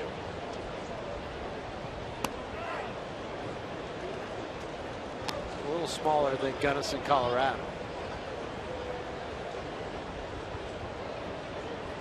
How many folks in Gunnison, Colorado? Freezing their butt off. That it is cold, about 5,000, I think. Good town, though. Maybe a little bit more with the school. It's fouled off. Very good town.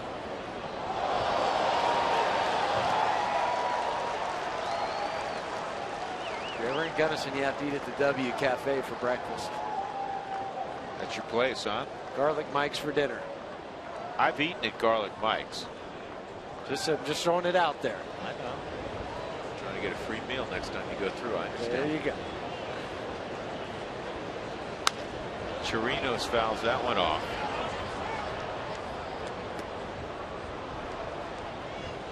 Gunnison has 5,854 as of the 2010 census.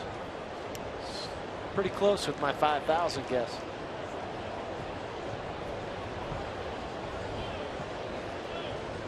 Get a double play here.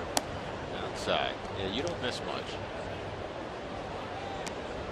It's right up the road from my wife's hometown of Salida.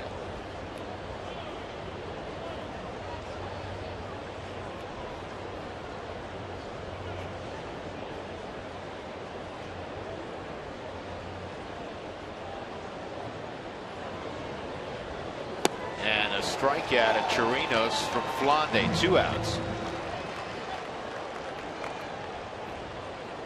That'll bring up Matt Harrison.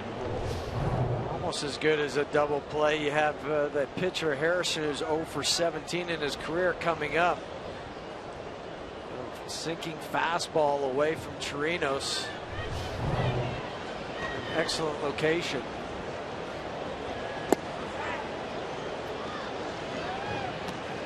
Harrison didn't look to swing the bat his last time up. Struck out looking. He had the bunt in the second inning, a successful sacrifice. 5 runs in for the Rangers. They've scored in 3 different innings, all against Kyle Kendrick. Runner going. And a stolen base for Shin-Soo Choo. Second stolen base. He's a guy with Cleveland that would steal 20 plus.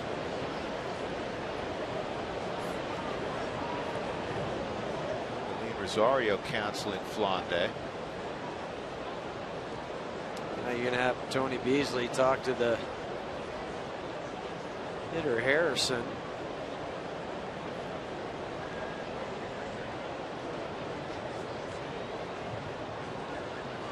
Even though they're 2 outs, we're all thinking he may try to lay down a bunt. I don't think, I you know, think you he's going think to. I think he's going to. No, he well, did swing. He had the swinging bunt. Flande throws it away. A run scores. Another run comes halfway down, and Chu going back to third. Wow. It's just a mistake on Flande's part. He didn't pick it up cleanly, and then he rushed his throw. Well, it was low, and it pulled Rosario off the bag somewhat. So you're taught, once you bobble a ball, do not try to pick it up with your glove. You pick it up with your bare hand. So Flande bobbles it. Okay, doesn't catch it. Then he stabs at it again with his glove instead of barehanding it, and then panicked and threw that ball away. Well, what did we talk about yesterday? There have just been elements of bad baseball. And I know they're physical mistakes, physical errors. That's part of the game. But that, in that situation, pitcher running a little that's got to be the third out. You get off the field, you're already down 5-0. Now you're at the top of the order. Delino to Shields 3 for 3. There's more traffic out there.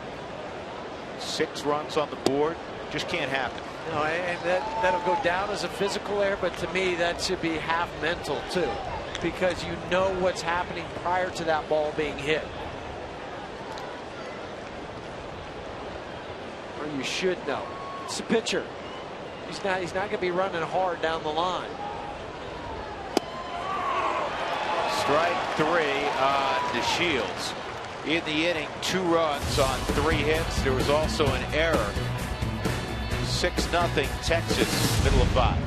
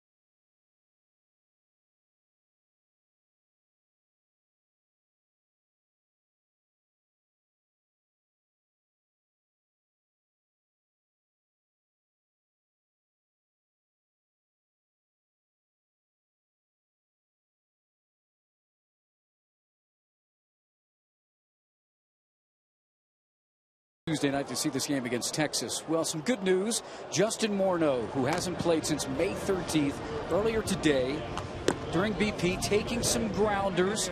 He's coming along slowly but surely, and I got a chance to talk to him before today's game about his neck injury. As much as I want to be out there, I have to be smart and understand that, you know, Paulson's done a good job and the Bulls done a good job over there. Obviously, I want to be out there, but, you know, I don't want to come back just to come back. I want to come back to be able to play well and help his team win ball games. And if you didn't see that entire interview earlier today, we'll have it on Rockies Weekly coming up Sunday after the game, so you can check that out. But good to talk to Justin Morneau, Drew, Jeff. It was good to see Justin in a baseball uniform out there doing what he loves to do. Taking throws during batting practice. We saw some he was fielding, but just to interact with the guys, that also helps your rehab process. Sure. 2 strikes on Barnes. For the moment, Flande's in the on-deck circle, but the Rockies are trailing 6-0. They've been out-hit 11-4. Matt Harrison, this is line to center field. It'll be caught by DeShields. Matt Harrison in his only other outing, coming off spinal fusion surgery, lasted only 4 innings against Arizona, gave up 6 runs on 6 hits. Tonight has been quite a contrast. So Flande will hit. 6 minor league starts for Matt Harrison this year. And that's the game you're talking about the D-backs, but he was 1-3 with a .597 ERA.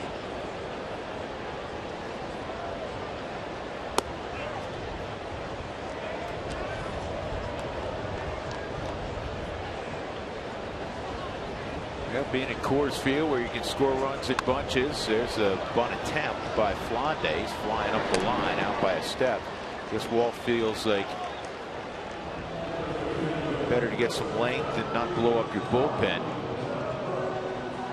So with 1 out, Flande hit. Now there's 2 outs. And Matt Harrison will face Charlie Blackmon.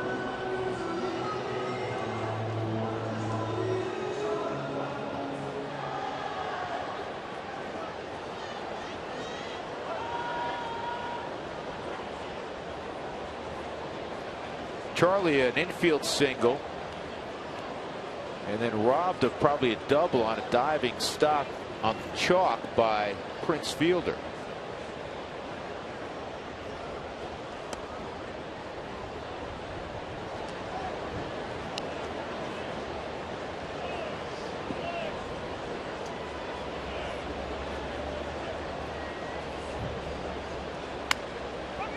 This is loop to center, and Andrews can't get there. Oh, that's you're robbed, yeah, right? You're robbed by a base hit, possibly a double down the line by Prince Fielder. Then you bloop one into center field.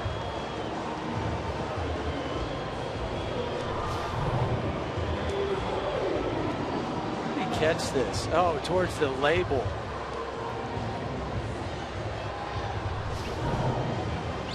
In any event, it's a base hit. Charlie 2 for 3 tonight.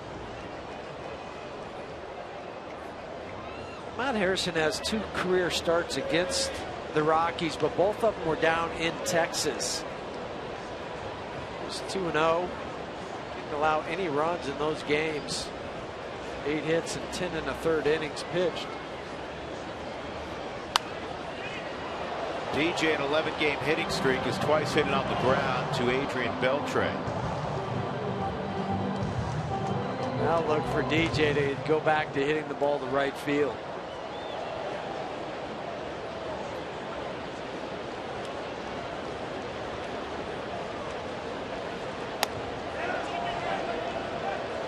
No swing. They checked it out at first with Dan Bellino.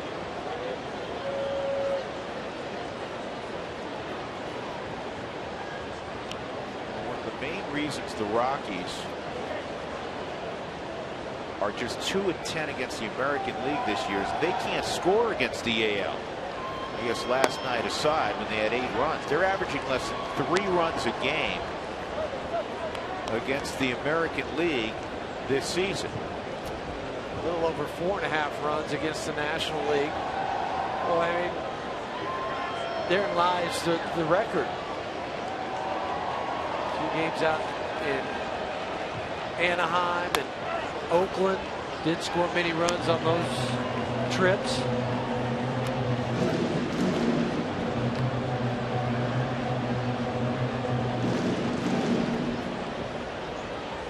Texas is a team typically, historically, the Rockies have scored against. 2-2. Bounced up there. They played the Rangers a lot in interleague play. They've played them 3 of the last 4 years. They're going to play them next year. In all likelihood, that'll be 4 out of 5 years. And look at that. In their history, 27 ball games between the Rockies and their friends from Arlington. They've averaged almost 6 runs a game. I think just thinking about the preliminary schedule, they're going to play Tampa Bay next year. In Tampa, right? Tampa. Which is, and it's the Rockies only played there 1 time at the Trop. Back up the middle, 12-game hitting streak for DJ. And Blackman's going to race first to third. Well, DJ said that 5-3 twice isn't going to work. I need to go back to my bread and butter. 432 average during the 12-game hitting streak. Where's there the most room? That's right up the middle, and DJ takes it there. By the time the pitcher gets done fielding, he's 56, 57 feet away. Not quick enough to get down on that.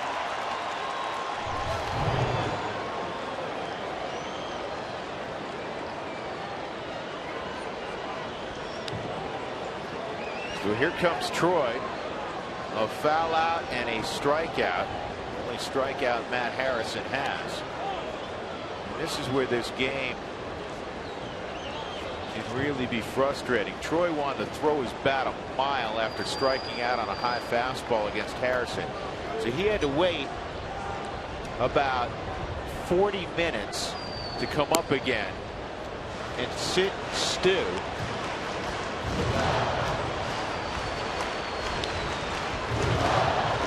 But that's why you have to put it out of your mind and say, I've got another chance. And since June 1st, Tulo leads the major leagues with runners in scoring position, hitting at a .500 clip. 2-0.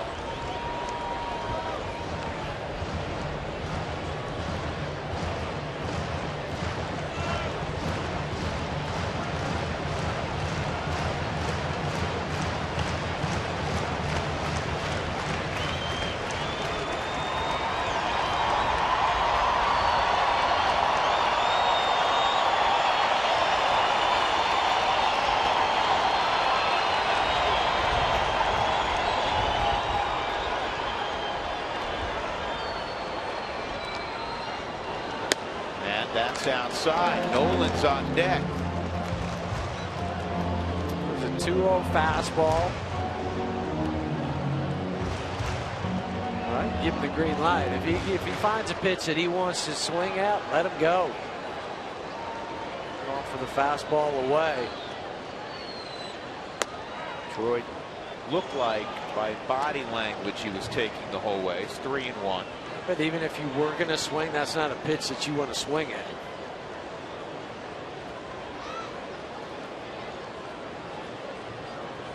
Let's see the fastball probability. Is that what he's going to go with? Yep, sinking fastball.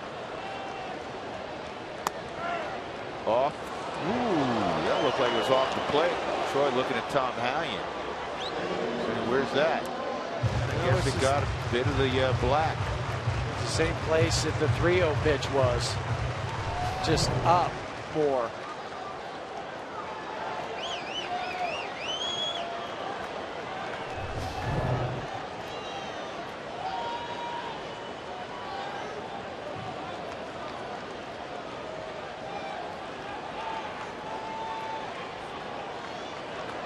Troy may lead baseball and stepping in and then stepping back out. Now he's ready to go. 3-2. Punch to right. He's got to get down, and Chu slid and made the catch. He was fighting the lights for that catch. The Rockies leave 2 aboard. 6-0 Texas.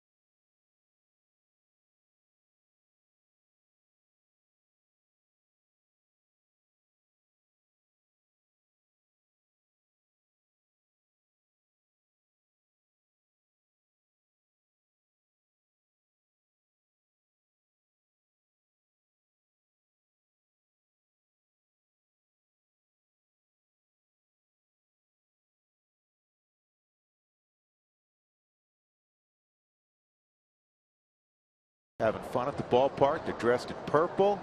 Outstanding. Our T-Mobile Data Strong fan of the game. We go to the top of the 6th inning. Rougned Odor will lead it off. 2, 3, and 4. Fielder and Beltre after that against Johan Flande. The book's closed on Kyle Kendrick. He went 4 1/3. He allowed 6 runs, 5 earned. 10 hits, couple walks, couple of strikeouts. labored through the 4 1/3, 80 pitches. Get through that. Door, when he was sent down, he had 90 at bats. He was hitting 144. That was back on May 8th. Since his recall coming into the game, he had 99 at bats, 354. Now he is 10 for 9 for his last 22 at the plate. 2 doubles tonight.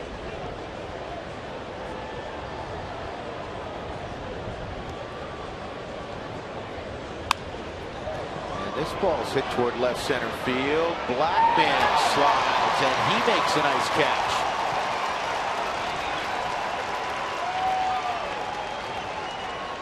Whatever wind there is, it is blowing from right to left, and you have the compound that with the left-handed hitter and the ball slicing away from the center fielder. So you have those two things, but Charlie keeps his eye on the ball, puts it into his glove,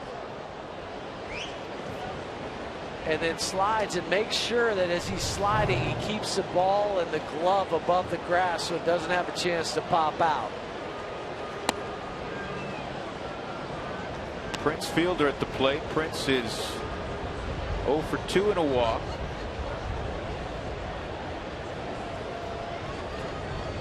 You played with his dad.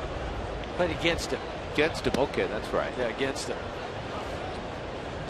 And now they've played a comparable number of games in their career. Prince is obviously still going strong. Cecil hit 255, plenty of home runs, drove in over 1,000 in a very accomplished career. Cecil hit a home run at Tiger Stadium that went out of the ballpark against Dave Stewart. And it hit the Pontiac Silverdome. It's amazing, and nobody had ever seen that before. It was a bomb. If you YouTube it, you go look at it. The Big Daddy Cecil fielder. He was a lot like Prince. He was fun to play against. He always was had a smile on his face. He was out there, and he wasn't getting cheated when he stepped in the box. Made sure that swing was that wasn't cheated either. And Prince just hit it out toward the fountains at center field for Prince. His 15th home run of the year, and it's now 7-0 Texas.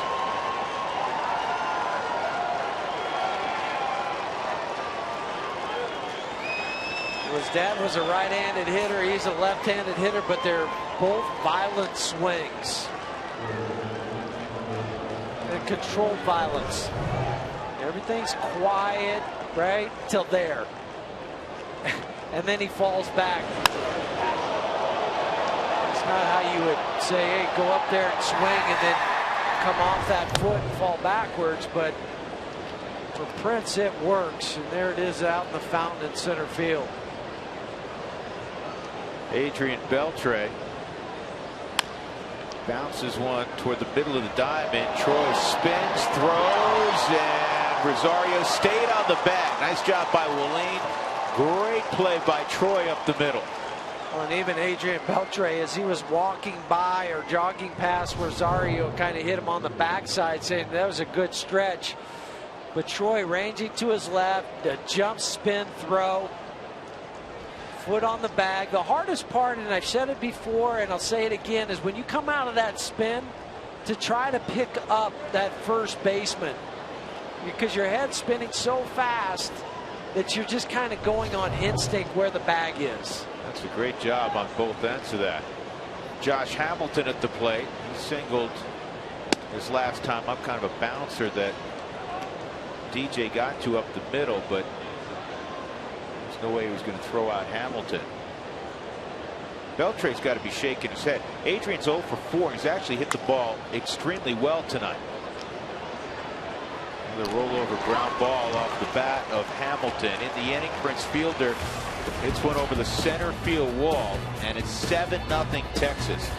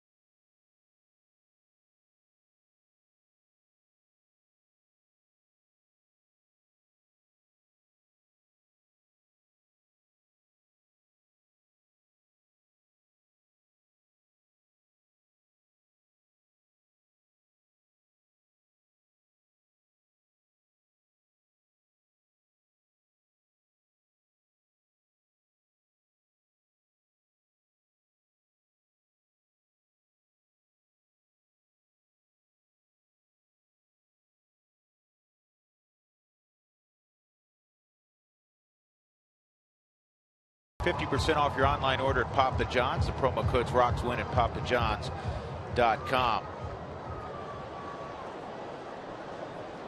Well, the Rockies with work to do. Maybe they've just set the same stage that was set for Texas last night in their comeback, down 7 runs. Nolan's going to lead things off in the 6th inning. A walk and a double for Arenado. Matt Harrison still out there.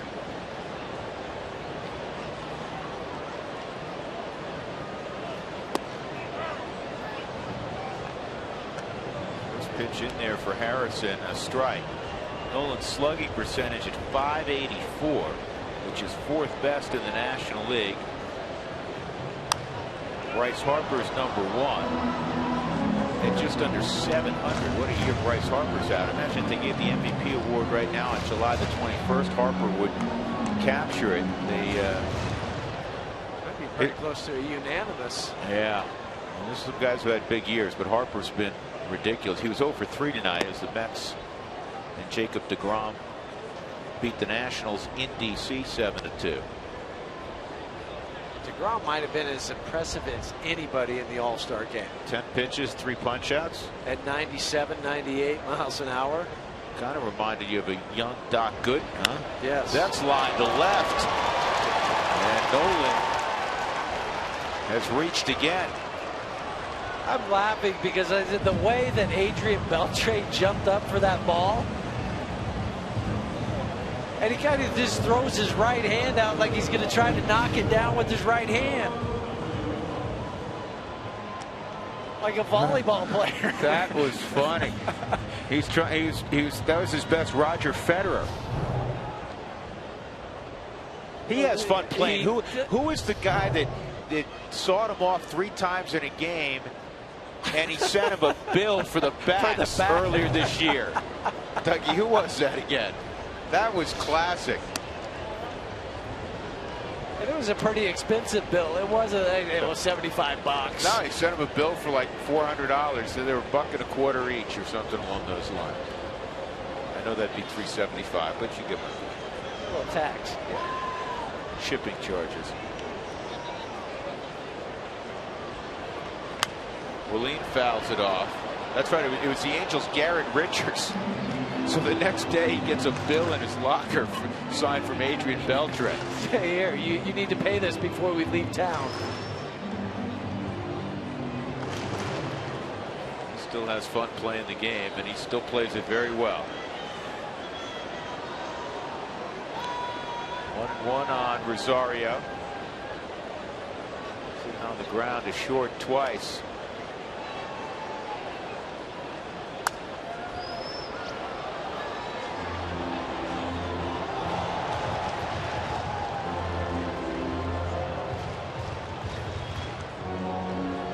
Check out the rooftop on deck ticket package available online only. It's the most affordable and flexible way to purchase rooftop tickets. Visit Rockies.com/rooftop for more information. All hands on deck. You can tell by Willeen's approach, Jeff, he's trying to do what you were talking about. And unfortunately, he gets caught looking there, but he was trying to stay back on those first couple of swings. Boy, didn't even take a stride on that one. But Matt Harrison has worn that black out of the plate. It's a strike, but by just about a half a baseball. Tom Hallions called it all night, so you know it's going to be there. And all you can do if you take it, just hope that he calls it a ball. He didn't. You walk it back to the dugout. Drew Stubbs fouls that one off. Spencer Patton, the right-hander, up in the bullpen for the Rangers. Well, nice to see Kyle Freeland make his debut on Friday night. There's Spencer. That smoke to short. It's going to turn into a double play if you get hustle, and they do. You have to fly to get Drew Stubbs, and Elvis Andrus was right there to turn it over. So the Rockies had a leadoff single, nothing else.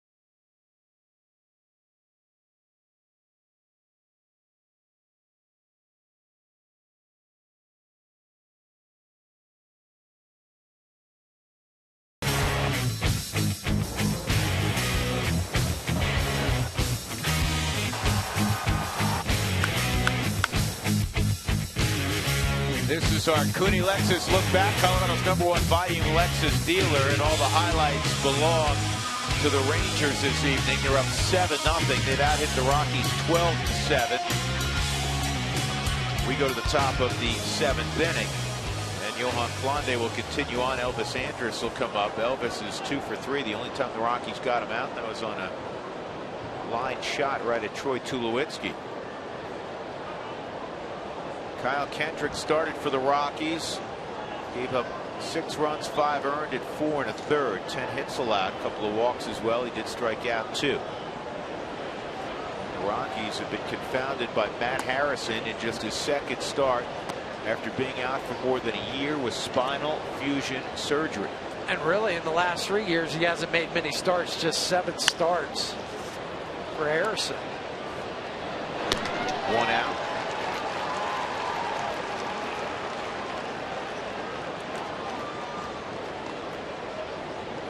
Rockies announced their rotation for the weekend, and with Thursday being an off day, I know the Rockies are down a starter. Talked to David Hale, by the way, earlier. He remains on the disabled list, but he said he felt much better.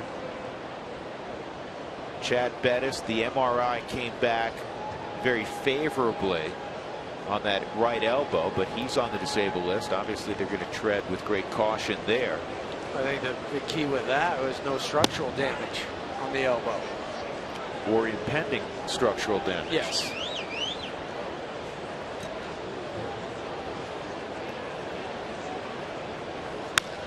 This is bounced to Tulo, who's positioned in the perfect spot. Out at first base as Shin-Soo Choo's retired. Troy's had about every play imaginable tonight. The routine ground balls, the spinorama up the middle, the throwing on the run to the third base side. That's just all within the last 4 outs.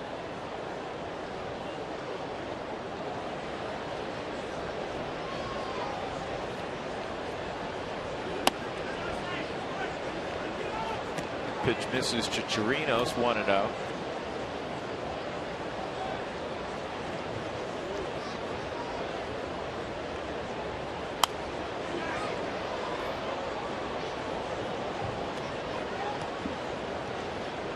Again this weekend it'll be Eddie Butler, Chris Russin, and Kyle Kendrick against the Reds. Reds right now scheduled to have Cueto go Saturday. But Troy this time couldn't hold the grip long enough to get rid of the baseball to get Chirinos. You're right. He has had every potential play where you have to change your arm slot. He's had 5 assists and a put out. This one snuck out of the glove. I was on the mic there on the Subaru Supermo when he makes the transfer that he didn't get it out into the fingertips and it just fell out of the glove. Right now you're thinking, I got to get something on that throw. Whoop. The ball just trickles away. Well, that'll be the end of the line for Matt Harrison as he goes 6 shutout innings. Ryan Ruiz pinch hitting. Ruiz started in left field last night for Jeff Bannister.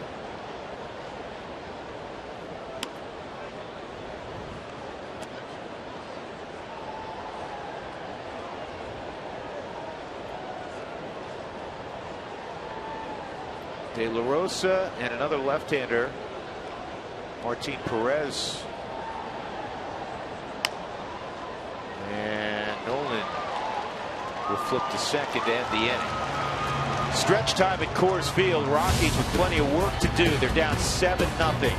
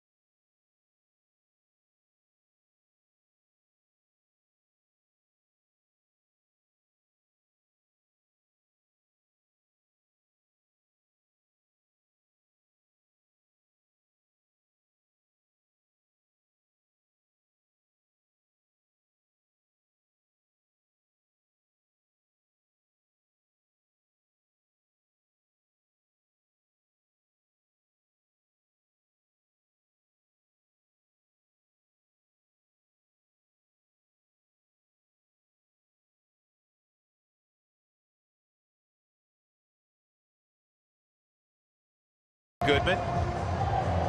Well, find the latest Albuquerque Isotopes jerseys, t-shirts, novelties, and much more at albuquerqueisotopes.com. It's actually abqisotopes.com.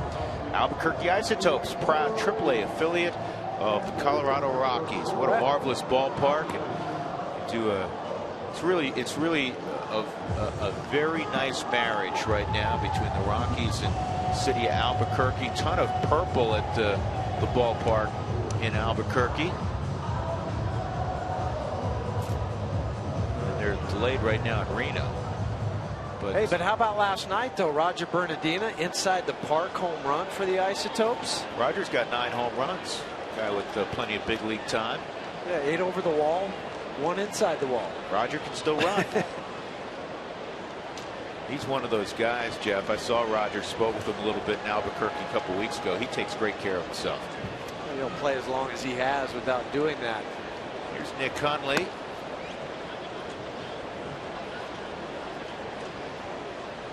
Spencer Patton. I saw Spencer last night.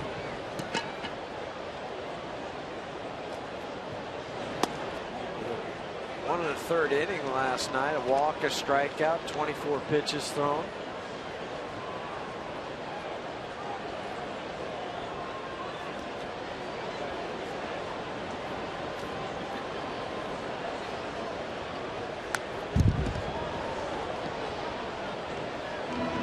So the line on Matt Harrison, who has not won a ball game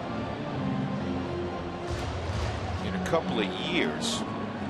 Last time was May 8th, actually May 8th of last year, and several months. 6 innings, no runs, 7 hits, a walk, and 2 strikeouts. So now it puts him at 16 1/3 scoreless innings against Colorado in his career.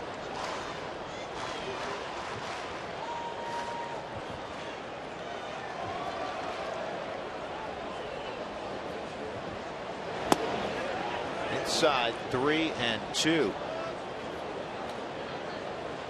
7, 8, 9 for the Rockies in the 7th. Rex Brothers up and throwing for Colorado.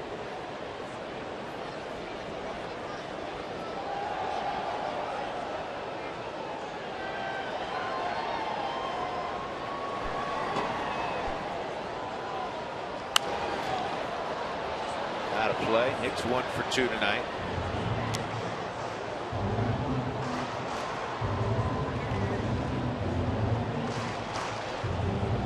A little like Eddie Butler, doesn't he, Jeff, excuse me. George is the other guy that we work with. George is the other guy, yeah. George back in Tulsa. He does with the way he stands on the mound. And a good eye. Nick checked his swing, so he draws a leadoff walk. We were talking about the Isotopes. We've talked so much about John Gray, naturally, one of the top prospects in baseball. There's a guy that I don't know if you've heard about, but he's always put up big numbers, or little numbers, if you will, in his minor league career with the Rockies. He's one of their top pitching prospects. He's in the Cal League, Antonio Senzatella. And check this out now. In his minor league career, he has a .290 ERA. He was 15-2 last year with Asheville in 26 games. 21 wins in the last 2 years. 6-5 at .260 with the Modesto Nuts. Now, Brian Johnson made his big league debut tonight. You see at the top of that list with Boston. And he went 4 1/3, allowed 4 runs on 3 hits. He walked 4, struck out 3, 87 pitches. So, not horrendous, but obviously not real strong in Brian Johnson's first major league outing. It's a name to remember, Antonio Senzatella. We were first clued onto Senzatella a couple years ago at spring training. Remember Bob Apodaca was telling us about him, and Bob obviously has a great eye for pitching. And I also remember talking to Rolando Fernandez about him down in spring training, and Again, folks, if you have the opportunity to go to spring training, don't just focus on the big league guys. Go down to those minor leagues, those quads behind the main stadium, and watch the minor leagues get after it in practice. Yeah, there's a base hit the other way for Barnes. So the Rockies have the first 2 on against Spencer Patton. We'll see Ben Paulson, last night's hero, come up tonight and pinch hit. Make that a 7-game hitting streak for Brandon Barnes. And then last night, the total for the earlier air. Yeah, pump that fist up. You deserve it. You deserve the hugs and high fives, chest bumps, and then the Gatorade cold bath. That's not right. They got him with both buckets. That's what you get when you get a walk-off. You get both of them. You know what? You'll wear that every night. Ben takes a strike. Paulson's got a 5-game hitting streak going. 2 for 9 in the pinch.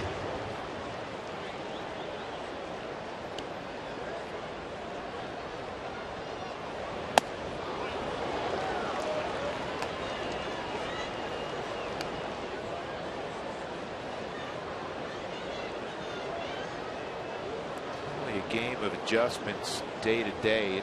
It's pitch to pitch. You saw Paulson saying, you know, he felt like he got outside the baseball a little bit there. This is bounced up the middle. Oh, that's a great pickup at second by Adore, and they turn it into a 4-6-3 double play. Huey, that was not easy, was it? Part of what they told Adore when he went down is you need to work on being more aggressive in the field. And he was, because he came and got this. And I think Elvis Andrus thought that he was going to step on the bag and make the play himself. Instead, he flipped it up to the shortstop. So he's got it. He's thinking, oh, I could step on the bag, and that caught him off guard. Luckily, he had the quick hands and the reflexes to turn that double play. This gives you a great idea how athletic middle infielders are. Watch Andrus. After he lets go of the ball, he's got to jump and split. So that runner slides in. That's a 3rd double play turned tonight by the Rangers. 2 outs, runner at 3rd for Charlie Blackmon. Charlie 2 hits tonight. Conley the runner at 3rd. It seems like every time tonight the Rockies have had a runner or 2 on. They just that 1 hit away. Instead, it's been a double play.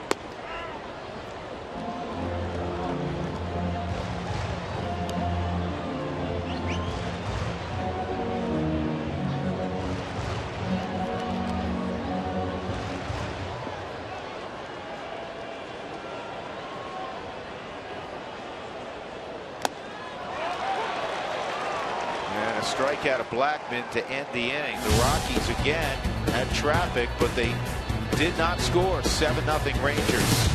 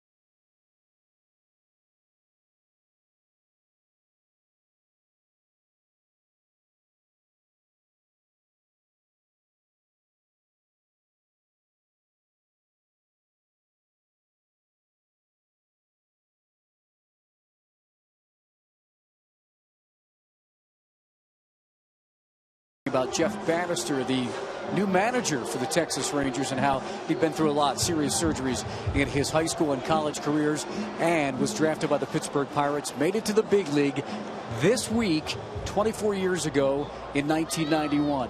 He played one game for the Pirates. And the story goes, Don Slaught, who was catching for the 91 Pirates, had a lat injury. Bannister was playing at AAA Buffalo for the Bisons. Terry Collins, the now manager of the Mets, was the Bisons manager. Called him up, and his roommate was Jeff Richardson, the shortstop of the team. And I guess all year long, guys, they have been like, hey, you're going to get the call, you're going to get to the majors. Well, when Terry Collins first called him, he didn't believe it and hung up, because they kind of play tricks on each other in Buffalo. This is laced.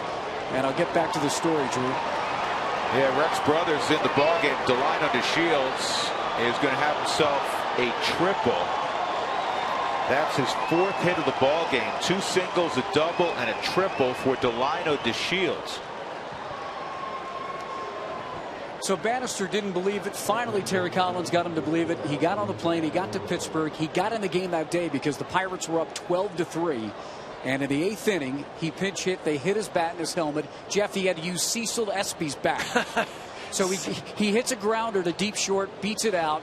It was his only at bat in the big leagues. He goes 1 for 1. Only 15 non-pitchers can say they've had 1 at bat and 1 hit. And then after that, Bob Walker, the next game, the pitcher, the longtime pitcher for the Pirates, in his first at bat, he hit a double. He was coming around 3rd. He pulled his hamstring. He had to crawl home. He scored a run, came out of the game. They needed a pitcher, so they sent him down. He never made it back to the majors. Blew his arm out in winter ball. He played 8 more games in the minors, and then he was with the Pirates organization from that point on until this year when he became the manager for the Texas Rangers. He has persevered. He is a baseball lifer. He is a baseball lifer, and you documented yesterday what he went through growing up. He almost lost a leg, and you know, to see him now as a big league manager, congrats to him. There's so many stories like that. You know, Jeff, you would know better than anybody, somebody that played more than 10 years in the big league, so many different teammates, so many talented guys that you played with in the minor leagues that either never got here or got here briefly for various circumstances. Right, and it doesn't matter how you got there. It means that you just got there. You'll take it. And I know for Jeff, you're always sitting there wondering, waiting, what's going to happen? Am I going to make it? And it just some of the names that Mark was talking about. Jeff Richardson was a shortstop. Cecil Espy I played with in Texas. Bob Walk we know of. You know, Terry Collins, manager for such a long time. Well, this is poked to left, this and is Stubbs comes up with it. And Drew had trouble with that because of the lights. It looked like, and I don't know if he would have been able to throw out Delino DeShields anyhow. So it's a sac fly for Rougned Odor, and it's 8-0 Texas. This sac fly by Odor, and you can tell that Drew's fighting the lights. Just had to get down and get off to the side. Even if he had momentum coming in, he's not going to get Delino DeShields with that speed. I know Drew's kind of looking up at the scoreboard, trying to see the replay. There's nothing you can do when it's in that bank of lights. You just hope it comes out in time. So a run in, 1 out, nobody on. Prince Fielder, who homered his last time up, facing Rex Brothers. And the slider's in there for a strike. But just that story that Mark was telling, it just takes me back to those bus rides in AA and A ball when you're cramped on a bus for 12, 14 hours. You're at $12 worth of meal money, eating bologna sandwiches, peanut butter and jellies. And then you think you've made it when you get to AAA because you get to fly. But it's a 6 a.m. flights, 4:30 wake-up calls. You get a middle seat. Well, against the shift, Prince Fielder bounces one to left, and Prince has his 2nd hit of the game. And for Prince, that's his 40th multi-hit game of the year, which is by far the most in baseball. He came in with 6 more than the 2nd best in baseball in terms of producing multi-hit games. Adrian Beltre coming up. The other guy is Jason Kipnis. He's 2nd. Doug just came up with a stat because that's what Doug does. He's the coordinator of statistical information and research for our broadcast. Did you just come up with that today? Well, I just came up with that now because earlier today I gave him another title. And then you had the title for him that we're not allowed to use on a family program. And we'll just leave it at that. Well, Doug handed me one of his many sticky notes, and it says 9%, about 9% of major league players appeared in only 1 or 2 games. 9%. That high. So 1 out of 11, roughly. Wouldn't that be, Doug? 1 out of 11. There you go. Thank you, Doug. How about this? Good friend of ours, roving catching coordinator for the Colorado Rockies. Great guy, Mark Strittmatter. Mark was called up in September 1 year. Got 4 at-bats. He was up for 30 days, though. Got 4 at-bats, 0 for 4 in his career. And when you ask Mark about he played for a long time, and he's been a coach and a roving instructor for a long time. You ask him about the greatest 30 days of his life, he'll tell you the 30 days that he spent pulling on a big league uniform, even though he got only 4 ABs. Wasn't that one of the lines in Bull Durham with Crash Davis talking about the greatest 28 days of his life? Was spinning the big leagues, and everybody's kind of huddled around saying, wow, tell us about it. What was it like? Well, it's everything you can imagine and more. Rex now facing Josh Hamilton. With 2 men on after the walk to Beltre. Well, this is an opportunity for Rex. That's why Walt's asked him to come in here, to try to get things right. Be more of a strike thrower. It's something he has battled at different times in his career. It's right out in front of the plate. Huntley will get the out to Rosario. Everybody moves up 90 feet. 2 out, 2nd and 3rd for Elvis Andrus. Well, we talked about the Cincinnati Reds. Well, they're coming to town this Friday, Saturday, and Sunday, July 24th through the 26th. Stay for the post-game Faith Day concert on Sunday, July 26th.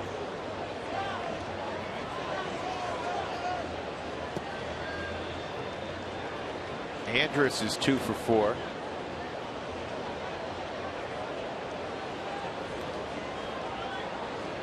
Well, the only guy other than the pitcher without a base hit in the Texas lineup is Adrian Beltre. And Adrian may have hit the ball harder than anybody else in the Texas lineup. Maybe save Prince Fielder or Delino DeShields tonight. Line out to right, line out to left, and the spinorama up the middle by Troy. Delino DeShields, we didn't have a chance to say, well, this is his first career 4-hit game. Not many games in the big leagues, but 4 hits tonight for Delino.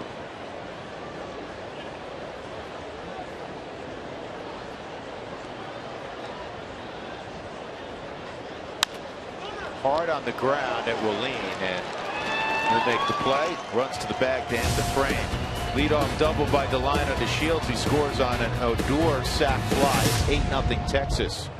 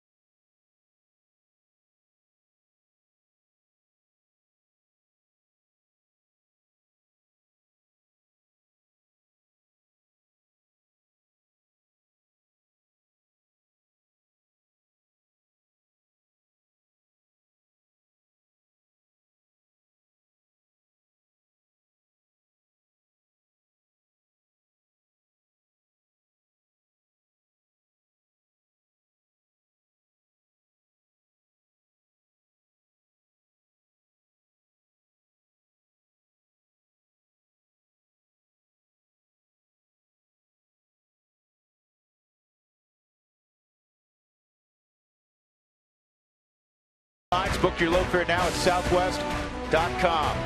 By Mike Shaw Subaru, always our lowest price and sales service guaranteed. And by Saratoga Casino, so new, so you.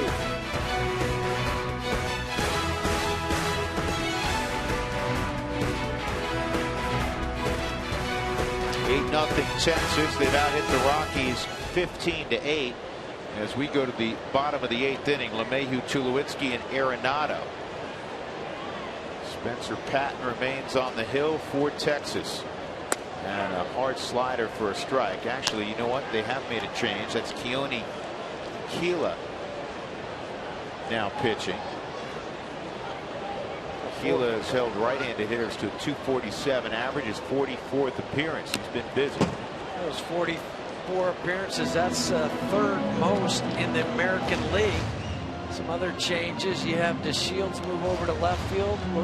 Leonis Martin goes into center field. Josh Hamilton comes out of the ball game.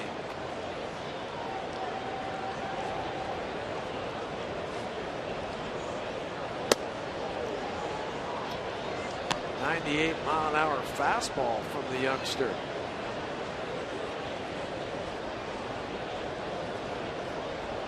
Those 44 appearances. That's the most ever for a Texas rookie through the first 91 games. It's a bunch. He's throwing that slider in the upper 80s.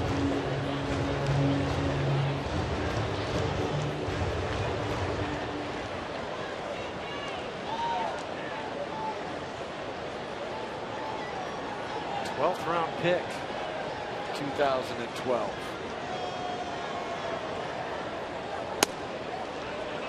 Heavy fastball at 98, but it's outside. 3-2 on DJ. Kept the hitting streak alive with a base hit up the middle in the 5th inning. 12 consecutive ball games with a knock.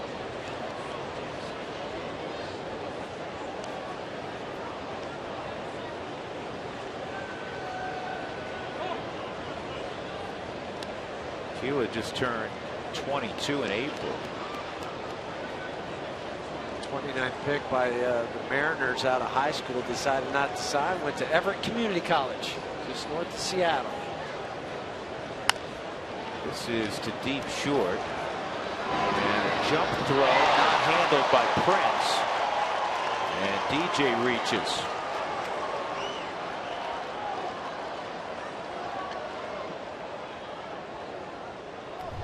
To go down as a hit, I think, because of the degree of difficulty. And just said it just jump throw and off the edge of the glove by Prince Fielder.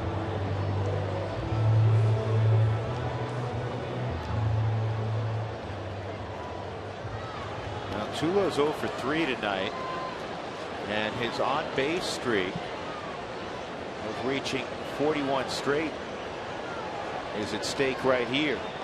They do give an error to Andrus. 17th error on Elvis. Tough error. Tough error. Yeah, tough error because, you know, you're asking, once a guy leaves his feet and he's had to throw on that angle, I don't know if you can expect him to hit the guy in the chest. What's the definition of an ordinary effort? Well, that took obviously an extraordinary effort.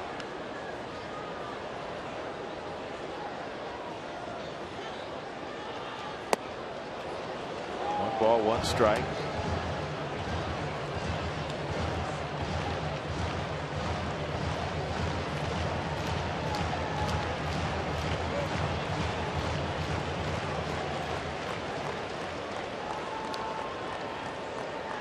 Tulo's hit .365 during that 41-game stretch. Betancourt thrown in the Rockies pen.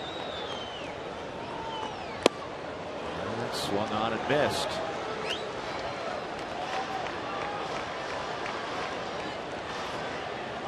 Raffy.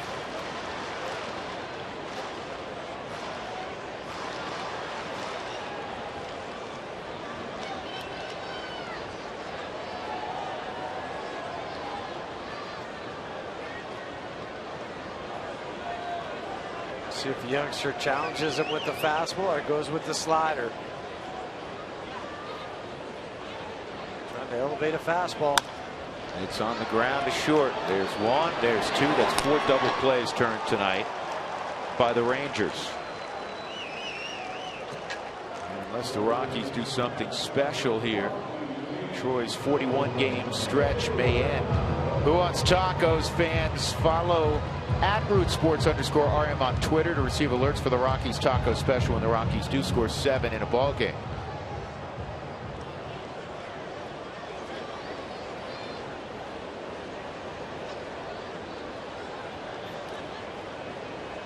Nolan Arenado's had the most productive evening of any Rocky. A walk, a double, and a single. So he's been perfect tonight. Matt Harrison's on the plus side for Texas. And Kyle Kendrick is on the losing side for the Rockies.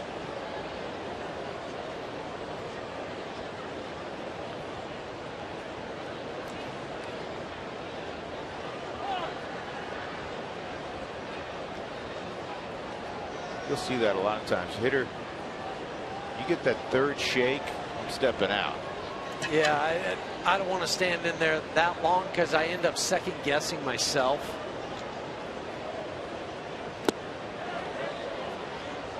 Now it's kind of a second guess check swing. 2-0. Again, you're facing a kid you know nothing about other than what's on the scouting report. I always think the advantage goes to the pitcher. 3-0.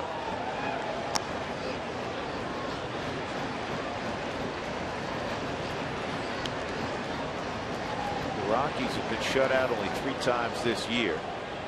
It's tied for the fewest in baseball with the Yankees and Tigers. Strike.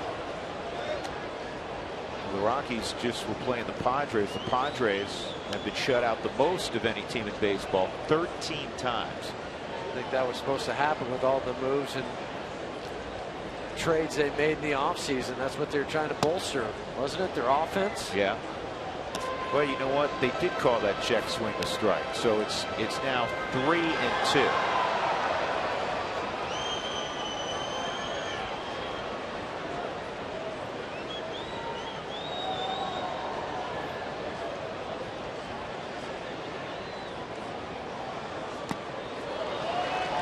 Strikeout at Nolan.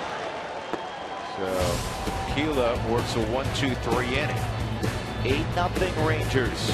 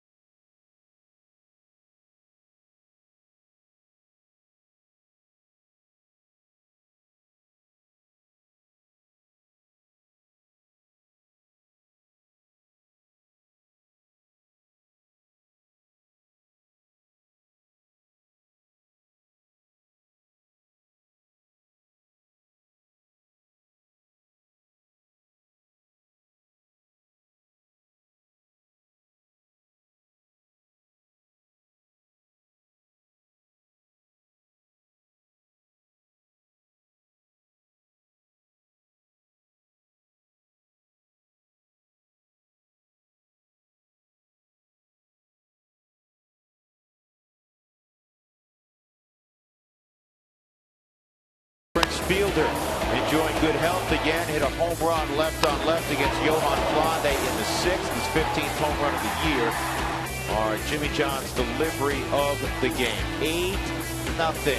The Rockies trail Texas as we go to the top of the 9th inning. Top of the 9th means we check in center field with Jenny Cavnar. Hey, Jenny. Hey, Drew, coming up on the Toyota postgame show, joined by Ryan Spielbergs and Jason Hirsch. I think we're going to talk a little bit about the Rangers offense showing up tonight, and it was the 2 guys, probably the unlikely guys tonight. Yeah, you're right. Chew on this. Sinchu Chu is a triple shy from getting the cycle. He also has 3 RBIs. Also, he's coming up this inning. Delino DeShields needs a homer to get the cycle as well. He's hitting 4th this inning. Yeah, and no, right? It's like Dr. Seuss book. 7 hits, 7 runs in the first 2 innings of last night's game. 8 hits in 8 innings and a big big fat goose egg for the Rockies offense so far tonight. Yeah, we'll detail out what happened to the Rockies offense. That's coming up right after baseball, guys. Was that junior required reading at Cal Lu for you, Jason? Yeah, it was English 101. Thank you. Daniel Descalso is in at shortstop, so Troy's streak will end at 41 games as he comes out here in the top of the 9th inning. 0 for 4 this evening. Shin-Soo Choo against Rex Brothers, and it's 1-1. I think this will be the only guy that Rex faces this inning. You got Rafael Betancourt, hasn't pitched in 4 days, but you want this matchup for down the road. You want Rex to face that left-handed hitter.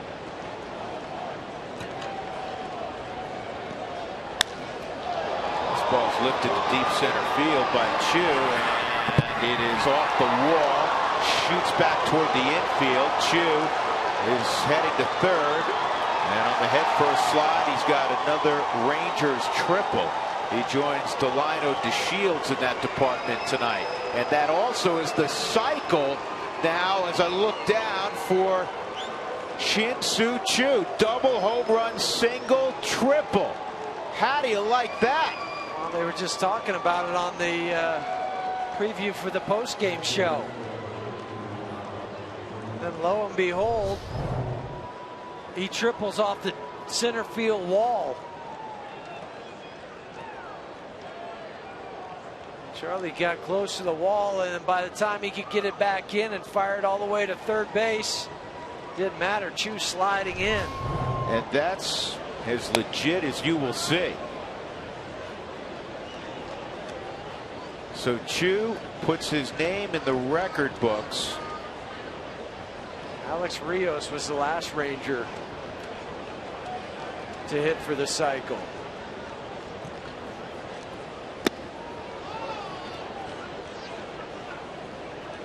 Eighth in Rangers history. First in a couple of years. Jeff mentioned Alex Rios had one.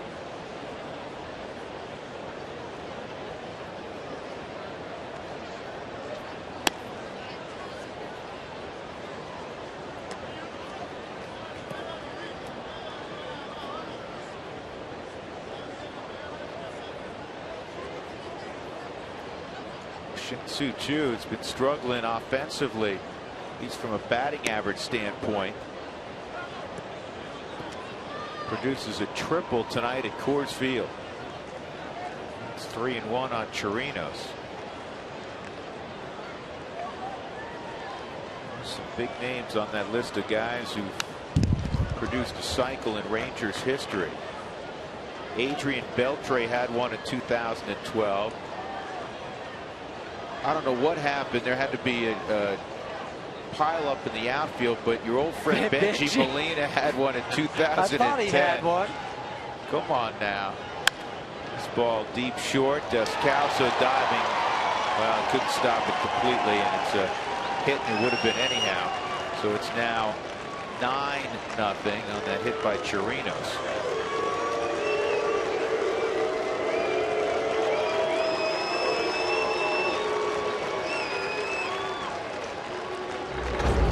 Well, let's review the cycle. This is the double, his first time up. That was a double in between short, second, and the home run off the second deck.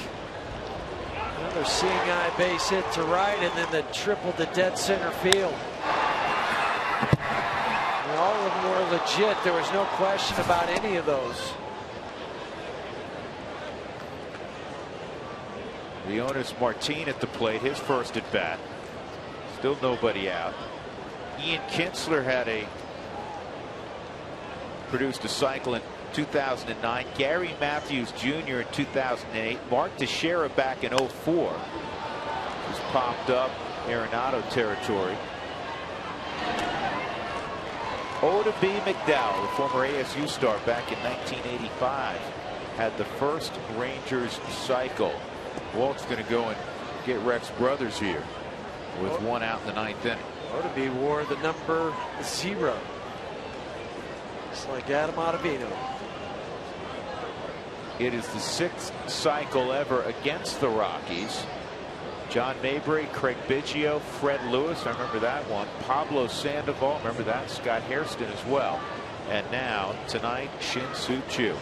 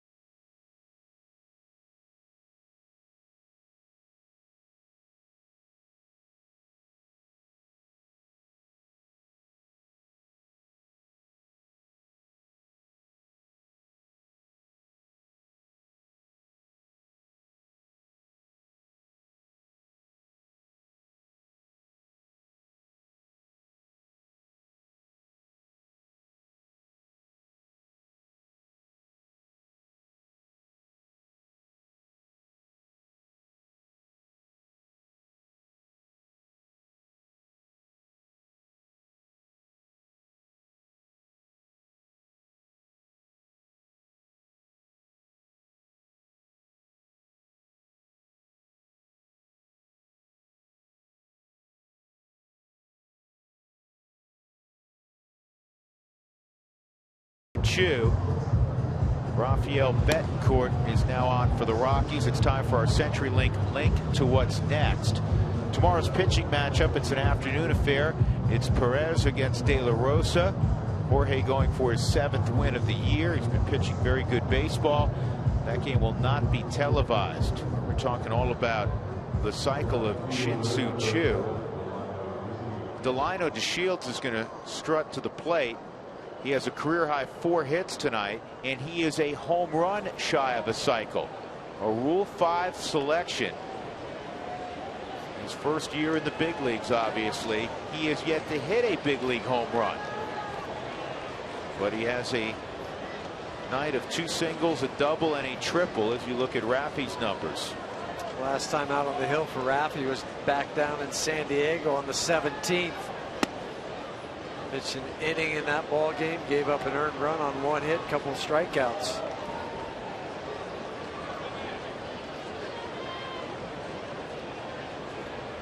Choo and Josh Hamilton talking it over.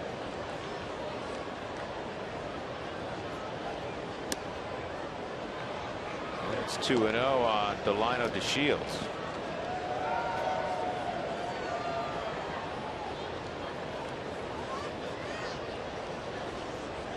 If you were wondering like we were up here, there has never been a game where 2 players had a cycle in the same game.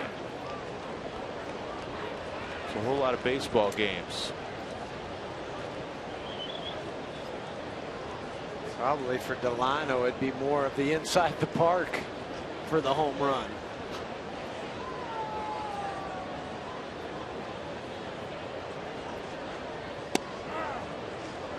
Strike. 2-2. And if you're wondering what his dad's doing now, I'm talking about Delino Sr. He is AAA manager for the Cincinnati Reds ball club in Louisville, the Louisville Bats. But Delino last year in Corpus Christi, the Texas League, hit 11 home runs. I mean, he's put together. It's not like he's not capable. Yeah, not going to happen. He strikes out against Rafael Betancourt, and that's the 2nd out of the inning. That'll bring up Rougned Odor. He's had 2 doubles tonight.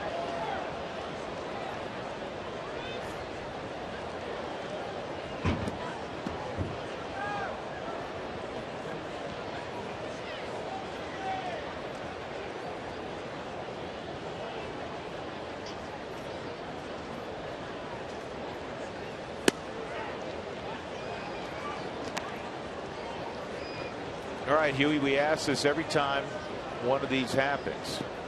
No-hitter, a cycle. In the history of the game, which are there more of, cycles or no-nos? No-nos.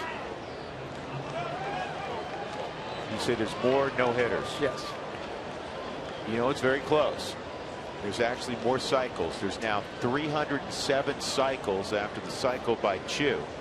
289 no-nos. So 18 more cycles than no-hitters in the grand history of the game. 0-2, 1-2.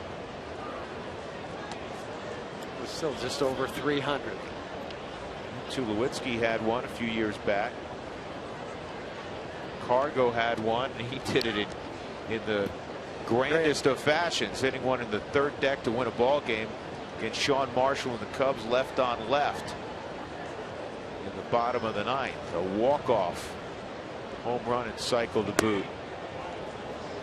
And that's since 1876. Something else.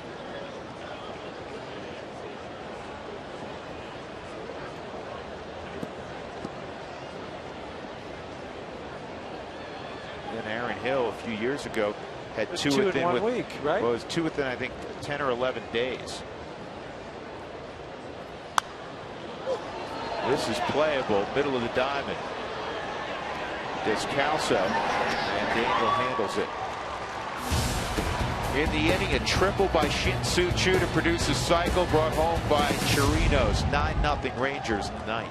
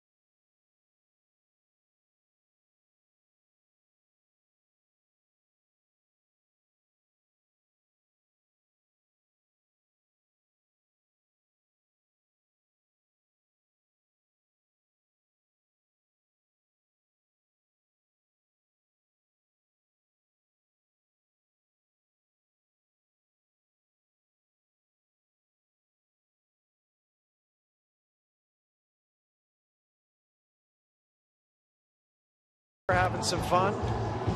You know what? The first 10,000 fans will also have some fun through the gates Friday. They'll receive a Charlie Blackmon bobblehead courtesy of 850 KOA Rockies Radio and Country Financial. Got a little sneak peek here for Charlie's bobblehead night. Right here, he's got the beard and everything.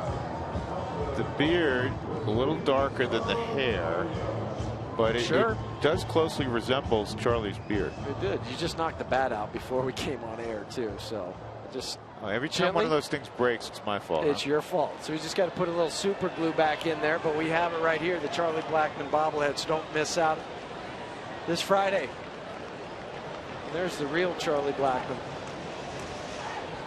Willeen Rosario at the plate. Sean Tollison is on the hill. Ninth inning. It's been all Texas 9-0. Adam Rosales is now at first. Adam has taken the place of Prince Fielder.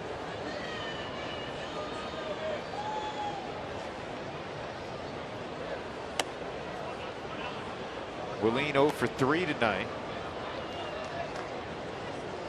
Sean Tollison, the closer, just getting him some work in. 39th appearance. He's just hit 210 off of Sean.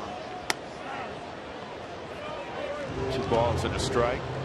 Well, Willeen figures to get a start again tomorrow against Perez, another left-hander.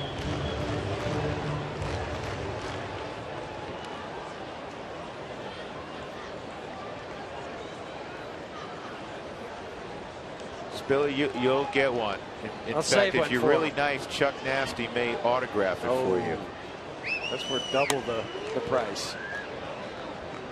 3-1. Can you guys arrange that for me? Which, see. the bobblehead or the getting an autograph? Both.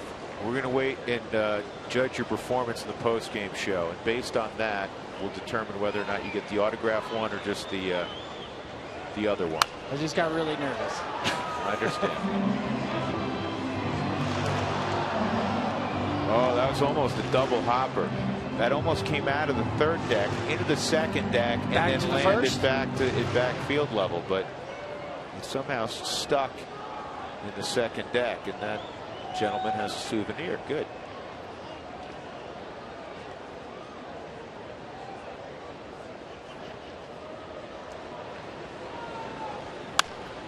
Line to right. And the star of the game has the first out in the 9th inning. Chu makes the catch, and that'll bring up Drew Stubbs. Drew a base hit back in the 4th. The Rockies been held to 8 hits tonight. Well, a tough performance from Rex Brothers tonight. Gave up 2 runs on 4 hits in an inning and a third, walked 1.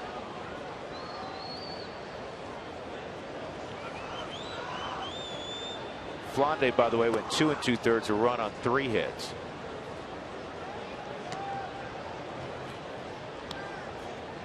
$43,000 tonight. 43,012 at Coors Field. 35,000 last night. Nice play by Elvis Andrus.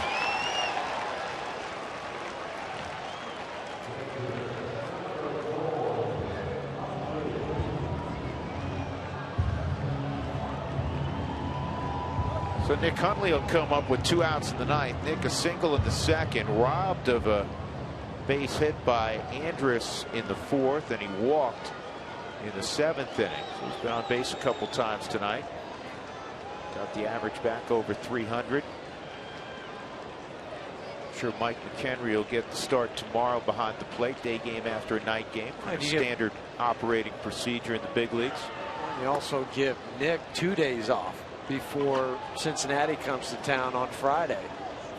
So 48 hours to rest the legs. Well, Cincinnati's playing extras against the Cubs tonight. 4-4 in the 12th.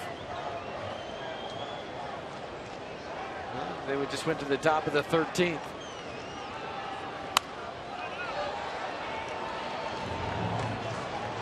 It's a time of year that a lot of players sleep on pins and needles. I'm sure there's a lot of Reds, with all the rumors flying there, that are wondering, well, am I going to be on that flight to Denver in a couple days? Johnny Cueto, one of them. Jay Bruce, name's also been thrown around. I've heard of Aroldis Chapman's name tossed around as well. There might be a lot of suitors for Chapman. The only guy that they would move is Todd Frazier. I think they would move Joey Votto, but who knows?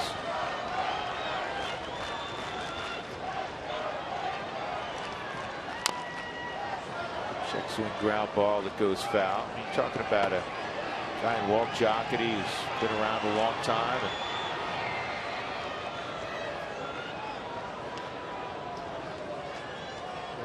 Said pretty much everybody, but Todd Frazier is available.